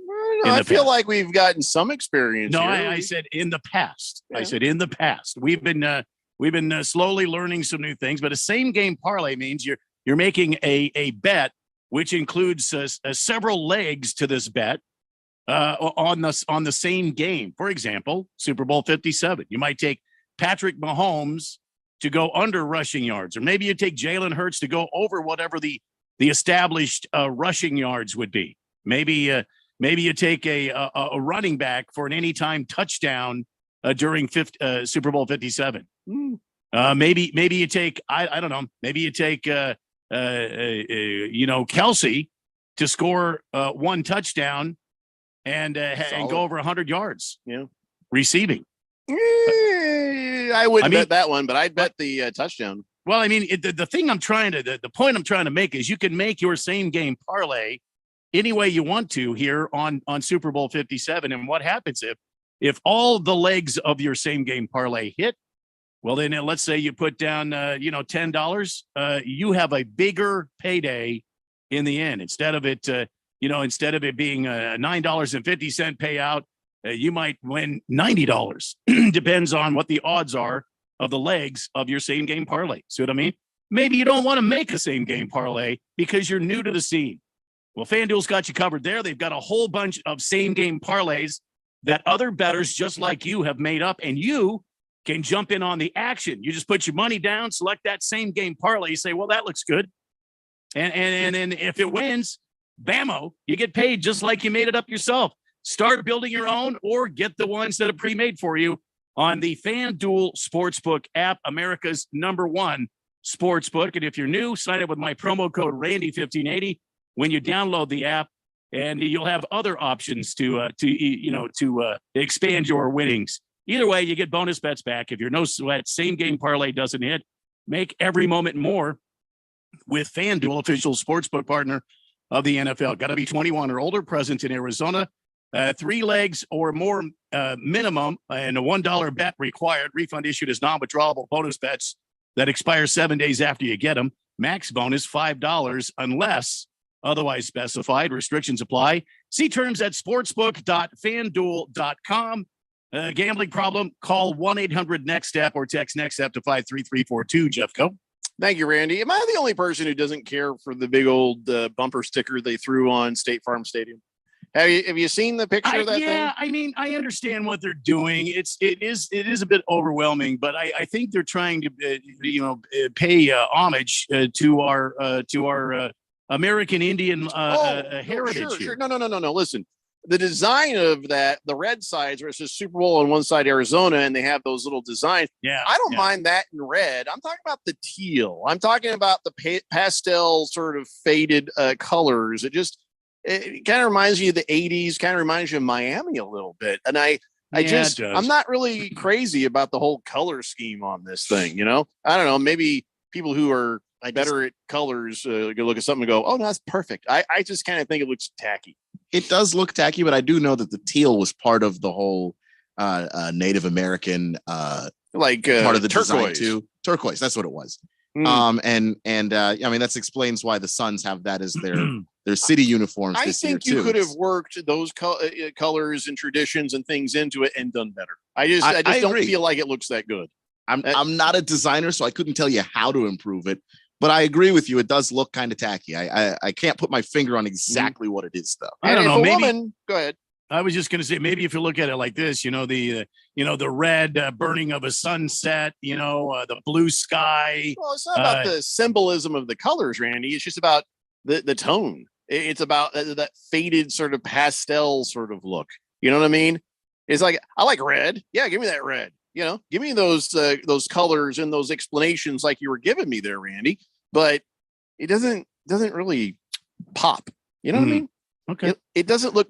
Well, it is overwhelming to see it. I mean, you could be 27 miles away from the thing and still see the logo. So. I'm looking at the picture right now, and it was part of a good idea. How about that? Part of a good idea. The Native American sort of styling on the outsides of it. Oh, that's cool in red. That's the best looking part of the whole thing, to be honest. Yeah. But yeah. I don't know. Here's what I'm going to say. If a woman looks at that and says, oh, no, that's great, just listen to them, because we don't know what we're talking about. Yeah. There's only a handful of colors for us men. There's blue, yellow, red, green, black, brown. Women got all kinds of names for those colors. Yeah. Pink, watermelon. I remember I got into an argument with a girlfriend about that one time, because I was just like, there's just blue. And then she showed me one blue, and then she showed me another shade of blue, and she was like, so what would you call this? And I was like, lighter blue. There's darker blue, there's lighter blue. Those are the distinctions. Yeah, I understand they all have names, but I don't know why. Tell you. Names. You're right. Light blue, dark blue. The argument I have with my wife, she's like, hey, I say, hey, that's purple. She's like, it's fuchsia. Is fuchsia French for purple? Because that's purple. I'm looking right at it. It's just also purple. It's just a lighter purple. You're just a man. Argument lasted hours. When it comes to colors and stuff like that, just trust the ladies. But as far as the design goes, I like the design. I just feel like Those colors could have been better. Choro says, as an indigenous person, I love that design. Yeah, again, design's fine. I just didn't care for the color scheme. That's all I'm saying. King Kitten says, those pictures are on every channel all the time. Just tune in there. And sorry, Jeff Go. Yep, I'm drinking. It's Tuesday. By the way, TV3 Jamie, she's so hot. All right, wow. King Kittens. He's like, Jamie's at the golf course. That's where you guys should be. So drunken guys can walk by and yell at you all the time. Yeah, we've had that happen quite a few times. We miss that so much. Do we? 888-368-1580. Bruno Baller says, I guess none of us have the 64 pack Crayola box when we were in school. Yeah. Well, if you're a rich kid, you had 120, but here's the deal. They had all sorts of names for all the colors. We didn't care. We looked at the that's the tone of brown I want right there. Is it? Oh, whatever. Rust. I don't care. We didn't care. Yeah. We didn't care. We didn't memorize any of the colors. We didn't care. The Wiz says Jeffrey's going to put Bob Ross out of business. Ain't I though? Ain't I? Random Texture says Patrick Mahomes said that with the bad ankle, he was as fast as he needed to be on that play against the Bengals, and that's what really mattered. Then he went on to say he knows that there are fast guys on the Eagles, and he'll just have to run faster than them. Boy, hard to do when you're hobbled, but yeah, power to you, pal. Choro says, who's making the Chiefs bet? I'm game. Well, Choro, are you an Eagles fan? Because that was the whole idea, that Random Texter wanted to bet a 12-pack of beer against an Eagles fan. So unless you're an actual Eagles fan, you do not make that bet. Big George says, everything's symbolic. Even poop is symbolic. Only when Eagles fans eat it. Wow. Why'd you got to bring that up? Stop bringing that up. I mean, I know I just gave you 20 ways that men have injured their junk in the last year, but we don't got to be reminded of dudes eating poo. I mean, it's the Eagles, man. Anytime I can think of the Eagles doing anything wrong, I will just comes to mind. Okay, I don't have any choice. It's not dudes eating poo. It was horse poo. So still dudes eating poo. Yeah. Rye Guy says, I always like kick gravel, as in take a hike. Fecal Myth says, no, the best one is make like a hockey player and get the puck out of here. No, that's pretty good. Yeah, that's a good one. I just want to just kind of point out, I wasn't looking for these, but thank you. Baker's Cocky Hen says, so has everybody put their bet on Eagles 37, Chiefs 34 after the script was leaked last week? No, nobody's putting their bet on that. If you're betting on that, you're dumb. Yeah, it seems like somebody just updated the Pro Football Reference page wrong. It's not run by the league. Hardly qualifies as a script. So if you want to throw your money away and do that, then go ahead and do that. I don't know what to tell you. All right. I'm going to read Booger Wolf's story now. Does this need music behind it or? Sad music. This sounds like a sad story. Okay. Booger Wolf says the worst crotch damage story I have. I came out of the shower, put some shorts on, went to the kitchen where my girl was cooking. Next thing you know, Crystal is smacking me with her Nike slides right in the baby maker. What? Yeah, I guess there was a scorpion on my shorts, and I didn't see it when I put my shorts on. Oh, my God. I fell to the ground instantly. Luckily, she wasn't hitting wasn't wearing high heels, but she hit me there 3 times. Bam, bam, bam. What happened to Scorpion? You got to protect the interests at all costs. That's an amazing story there. So did the scorpion die? Did it fall off you? I need to know how you proceeded with the scorpion, because I'm not convinced that's enough to kill a scorpion. You know? Yeah. No, that is a pretty good story right there. Boogie says Eagles and Eagles fans both eat poo. Do they? I hadn't heard that. Cardinal Art says, pour me up a triple, Randy. Whiskey, of course. Thank you very much. So Juju Smith-Schuster, we remember he was like, hey, that dude's got a $10 million contract. We're like, oh, good for Juju. Turns out it was only $3.25 million on the base. The other $7.5 million, all incentives. And yeah, okay. So for the Chiefs, boy, that was a hell of a deal. No guarantee they were going to end up here. But so he's already collected most of his incentives. So it's paid off for him. And he had 40 receptions, so he got $500,000. He had 50 receptions, and now that became $1 million. Then he had 65 receptions, and they're like, okay, You got your $1.5 million right there. Caught 78 passes, so you got another $1.5 million. And then for 500 receiving yards, 500,000. For 650 yards, 1 million. And then 900 yards, 1.5 million. So he had the 933 yards, all good there. And then for playing 45% of the Chiefs snaps, 500 grand. For playing 65%, 1.5 million. He played 67%, got his money. So he is collecting money. But here's the thing. If he plays 50% of the snaps and the Chiefs win the Super Bowl, he gets another $1 million. Wow, good for him. So he has incentives to play in this game like nobody else. Everybody else already got their paychecks. You know, I don't know how many other people are working incentives. Juju Smith-Schuster. Are you surprised to hear that there were so many incentives in his contract? Had he had a bad year with the Steelers before that it meant he had to go ahead and sign that? Or is this all about the cap? Well, I think it's about the cap. I think this is a contract to get Juju Smith-Schuster in Kansas City and get him paid well and keep him happy, knowing, if they looked back at his numbers, knowing he was going to hit most all of these incentives. So I mean, that's my opinion. Hit incentives when you're injured, though. Well, I don't know. What do you think? Because he hit almost all of his incentives, right? Yeah. And Keon, what do you think? Is this a cap thing, or was this like a weird? No, I think it's a cap thing. I mean, it's one of the ways that you build around your quarterback once you've paid him, is to try and figure out all the different ways you can save money, because Patrick Mahomes' contract is eating up so much of the cap space. And this is one of the ways, especially if you can convince a guy, hey, we're going to get you to be able to hit a lot of these incentives. And also, you get to compete for a championship at the same time, which I think might have been also very important to Juju, to where he goes, all right, I'll take this incentive deal from the Chiefs because I'll have a chance to also play for a Super Bowl. And if I do that, I will hit a lot of these incentives if I can stay healthy. So it's a little bit of a bet too, but they convinced him. Sure. I got a question though. Was he hurt in the AFC championship game? Because he only played 45% of their snaps. So he missed out on the incentive that he was going to get there. Yeah. So is it possible? I think he was not hurt. I don't think he was 100% in the AFC Championship game. I think he's been injured, and he came back to play, and he did what he could. But well, I'm working the conspiracy theory. They may like, hey, Juju is going to play 49% of the snaps. Yeah, he hurt his knee. Okay, so that was not on them. That was just because he got hurt. Yeah, and even for the Super Bowl, he's still questionable with the knee. All right, so it's not calculated by the Chiefs. He just got hurt. Right. Mm-hmm. Okay.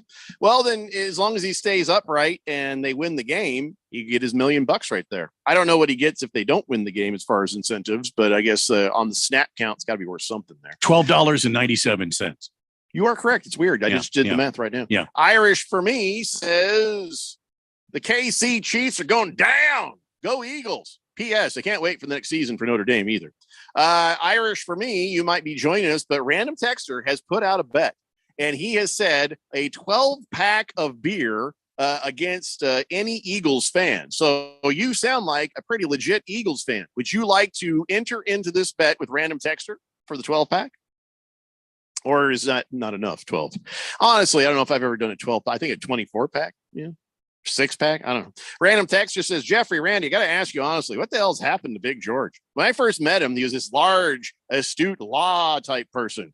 Now he sends in, leave me to really wonder. Can you explain? Seriously, did he just text in that poop can be a symbol? Yeah. Listen, you guys got to be a little bit easy on George. He's a new father.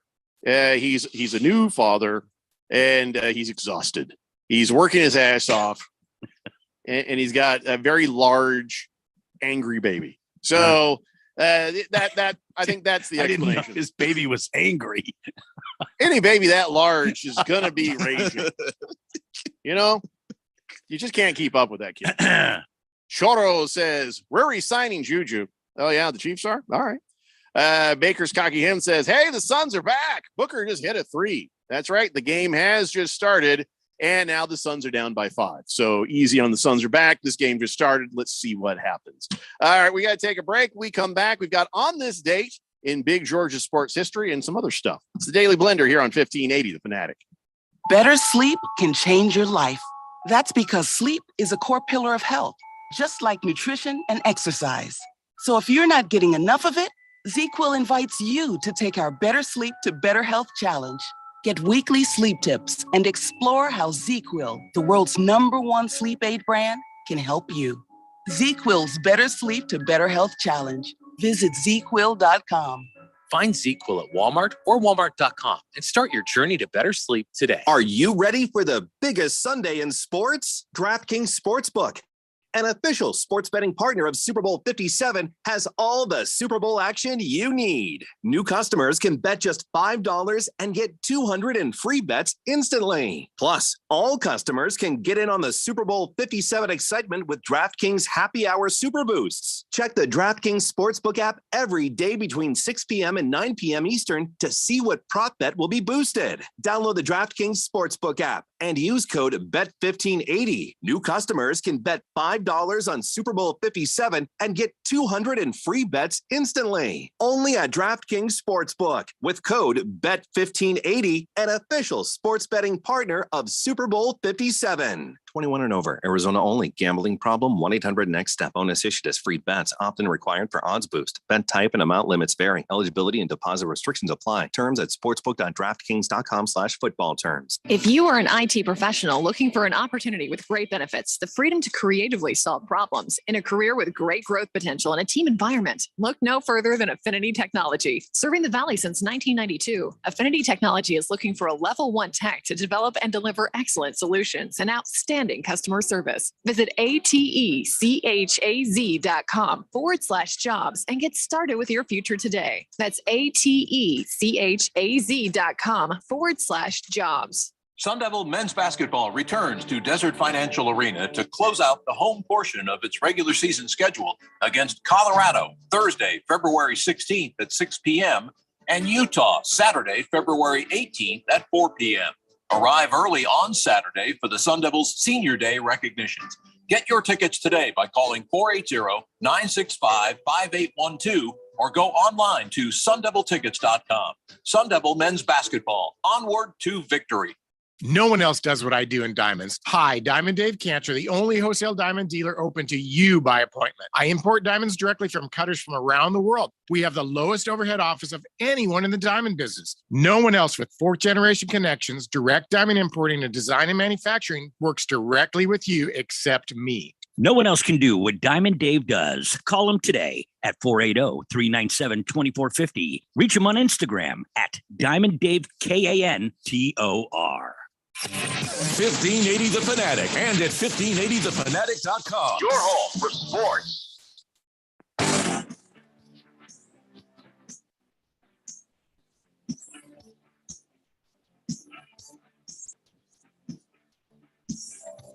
Blender here on 1580 The Fanatic. My dog is freaking out, and I don't know why. Huh? Aliens? I don't know. He's like, he's been very clingy, like all day, like wedged right up against me, and he's doing this. Like he's freaking out. Something's freaking him out. And my wife's like, well, is it windy outside? Is it maybe that it? Like, no, he's been around wind before. And he's just like he doesn't like car rides. When you take him in a car ride, well, he really he gets like twice this bad. Uh-huh. But it's just weird. I don't know what's wrong with him. Anybody else's dog freaking out for no apparent reason right now? Just Miss Kim's cat has been sneezing the last couple of days. Well, Mrs. Kim's cat is like 900 years old, isn't it? Well, yeah. But she will she'll be walking and all of a sudden she'll just go. Mm-hmm. You know, I didn't know what was going on. I thought she was hissing at me for a minute, but no, she's sneezing. Yeah. Well, why would my dog be so anxious? I don't know what it is. Maybe he's got some money, or maybe he owes a bookie some money or something. I don't know. Oh, that's a good point. He's a little freaked out. I don't know why. Yeah, good point. Maybe there's something going on that other people's dogs are affected by or something. How's Cecil doing? Is he's somewhere napping. That's all he does. See, I don't get it. He's a senior citizen now, so he does that quite frequently. Big George says your dog could be freaking out because a massive earthquake is about to hit your house. Saw a video of that in Turkey right before the big earthquake hit. Maybe he's trying to warn people. No, he listens. Could be. He's like, maybe I'm about ready to have my first heart attack. It could be. If I have my first heart attack, I'll name it after you. So you tried to warn me. Yeah. I think it's important when you have your first heart attack, you name it after somebody. Really? Okay. I hadn't heard that. Well, I'm going to. If I survive it, I will. All right. Baker's cocky hen says probably scared he senses all those eagles in town. Could be. Maybe. Eddie V says, yeah, my dog's been acting real funny lately too. Every time I talk to him, he just ignores me and keeps on typing. It's an old Stephen Wright joke right there. Thank you. Yeah. Bala 51 says, from a managerial perspective, Juju's just doing enough to get paid, but isn't going above and beyond. Front offices should have maybe raised the bar a little, since he's basically that office space guy. He's just doing the bare minimum. Yeah, but he's doing well. I mean, you can't 78 catches is no slouch, man. Can't be aggravated at his output, especially on a team where they spread it around a lot.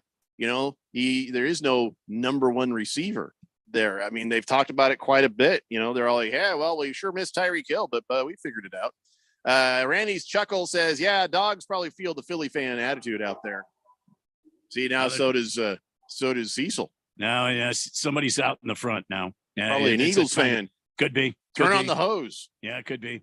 Yeah. Cardinal Art says, don't know where you reside, Jeffco, but could be coyotes roaming. Yeah, I thought that too, because the word on the street is the coyotes are coming for your kitty cats, and you hear them out in the washes and stuff. And we have the Queen Creek wash. I don't know, not too close to the house, but also pretty close. So it could be that maybe he's freaking out from that. I don't know. Remember, I heard a story about this dog who got out or was dumped somewhere and got met up with some coyotes. And when they found him, he was the alpha dog.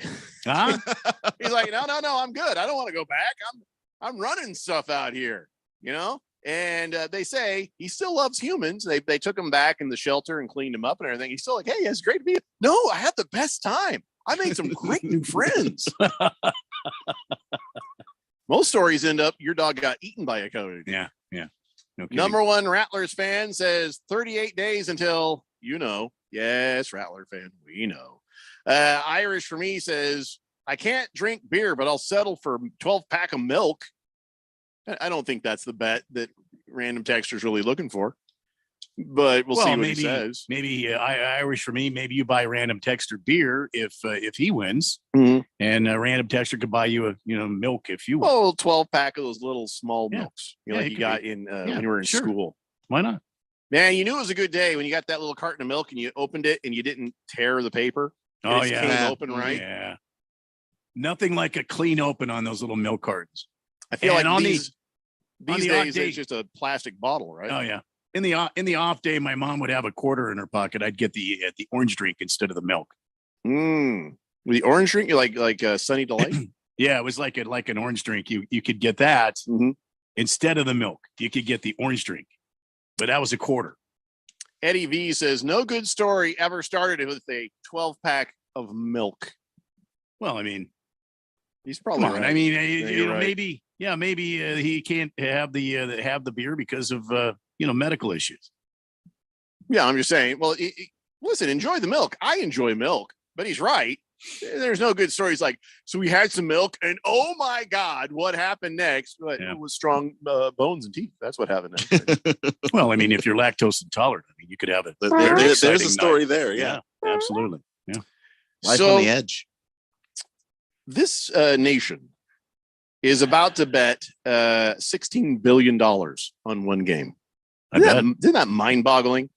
$16 billion is about to get bet on this Super Bowl. 50.5 million people in this country are dropping some cash on this thing. 20% of our population is getting some skin in this game. That's interesting. That is interesting. I don't feel like I need skin in the game to enjoy this game. I feel like this is going to be a really great game. True. Even though we can't figure out who's going to win, and we probably aren't going to agree on this, one thing you can agree on, probably going to be a good game, likely high scoring. Agreed.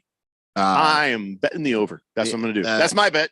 Betting the over. I'm scared of betting the over because of the referee, the head official, who is the guy that handed out the most penalties of any referee Carl Chaffers. I gotta look him up so I can tell you what my nickname is for him. Chaffers. Yeah, that's right. But Carl. I think his first name is Carl. I know the last name Chaffers. Chaffers. That's what it is. And that's hold on a second here. Oh, that's Old Man Get Off My Porch. That's who that is. Yeah, Old Man Get Off My I can Porch. definitely see that. And he dished out more penalties than anybody else in the National Football League this year. So him being the head official of this Super Bowl, it's possible that if the flags start going, you may not get the over because a lot of stuff's going to get called back. So I'm Surprised he's calling this one because I know why it's not Reno 911 after what happened last week. He took a lot of heat for some of those calls, and a lot of people say he personally gave the Chiefs that game. But yeah, there's a whole bunch of other guys. Like right now, I'm looking at Angry Man No Lips. There's Reno 911 there, and there's Little Man Big Shirt. Then there's Lurch, and then there's you know who I'm talking about when I say that immediately, don't you? Yeah. So I'm a little surprised to see Angry Man Get Off My Porch. That's all right, Carl Chaffers. So Mr. Throw Flag, I guess, for Keon. Choro says, laugh out loud. Keon on board with the Chaffers hate. Nice. Hey, listen, there's one thing an Eagles fan, a Chiefs fan, a Bengals fan, an anybody fan can agree on. Some of these guys are douchebags. Some of these referees are horrible at their jobs. And you just wonder, where is the damned accountability? Then you see the guys who are calling the big game, and you're like, what? Why that guy? Yeah. Yeah. And I don't think Reno 911 ever had a chance anyway, just because they decided the refereeing crew the week leading up to the conference, to the championship game. So didn't have a chance really. And then you see a lot of the other head referees now being like line judges, changing up what they're doing and like making super referee groups. And it's just, I don't know. So you should just stick with one crew. That's all I'm saying. Bruno Baller says it's interesting that both the teams, the Chiefs and the Eagles, have played and won games at Cardinal Stadium this year. I wonder if that's ever happened at a Super Bowl before. Probably. I don't see why that wouldn't, Bruno Baller. I mean, because sometimes you have a schedule where you just don't even play that team. So how often does it happen that both teams have actually played the team that hosts the Super Bowl and won at that stadium? Choro says, I saw the State Farm Stadium. I love it. Okay, that's fine. I don't mind the design. I'm just not crazy about the color schemes there. That's all. You know why? Because we're not Miami. And I understand what you mean about as being an indigenous person. Now I can kind of see it a different way. It's not teal like in Miami. It's turquoise. It's not this. It's that. It's like the red rocks of the Sedona or the pale red. Okay, I got you. I got you on all that. It's just, I don't know. I just feel like it could have been better. That's all I'm going to say. Right now, before we run out of time, let's do this. It's time for On This Date in Big George's Sports History. Back in the year 1983, gunmen forced their way into Aga Khan's stud farm in Kildare, Ireland, and kidnapped Shergar, winner of the 1981 Epsom Derby and one of the world's top racehorses. The abductors demanded $2.7 million ransom. A massive police search was mounted, no deadline for the ransom set, and the horse and the assailants were never found. Back to me, Jeffrey. Wow. Now, leave it to my people. They never found the horse? They get drunk and like, hey, you know what we have to do? We're gonna steal a horse, okay? And they go and they execute the plan perfectly. They go and they steal the horse. They go in there and assault some people, and take this $2 million horse, $3 million horse, and as they're sitting there drinking, off in some farm somewhere in Ireland, just hiding out, I think I love the horse. We're keeping the horse. What? Oh, I love the horse. And they just keep the horse. And that's the end. They're never found. Why? Because the cop starts wandering around some Irish town. Nobody's snitching. Nobody's snitching. And you're also asking questions like, has anyone bought or sold a horse lately? Horse? We ain't got no horses around here. And no one here. That was my sister. And of course, no one's bought or sold a horse because they kept the horse. Or keeping the horse. That is just such an Irish thing. is such an Irish thing. These days, they're probably going to chip them. You know what I mean? There's going to be like some sort of a tracker in a horse. But back in 1983, yeah, it's the only time you get away. That I'm sure that horse was well cared for, well loved, and it's just like I just love the horse so much. You're drinking too much, I know. Big George, you're welcome. Bruno Baller says they should have hired Ace Ventura to find that horse. Yeah. Yeah, Ace Ventura didn't come around for 10 more years, so it's too late. Cold case, Ace Ventura. Random texter says, if they're including all the colors of the Arizona Stadium for Arizona, how come they didn't put some smog color on that? Oh, shut up, random texter. I'm not saying you're wrong, but shut up. 888-368-1580. And so I'm betting the over. Do you guys know how you're betting yet? Not yet. You're Not going to yet. say I the still money have line. I still have a couple of days to put together my bet. I know you're Mr. Parlay, Randy, with the FanDuel. I get that. There's going to be probably an amazing parlay. I just don't have that kind of time. I will probably bet who I pick.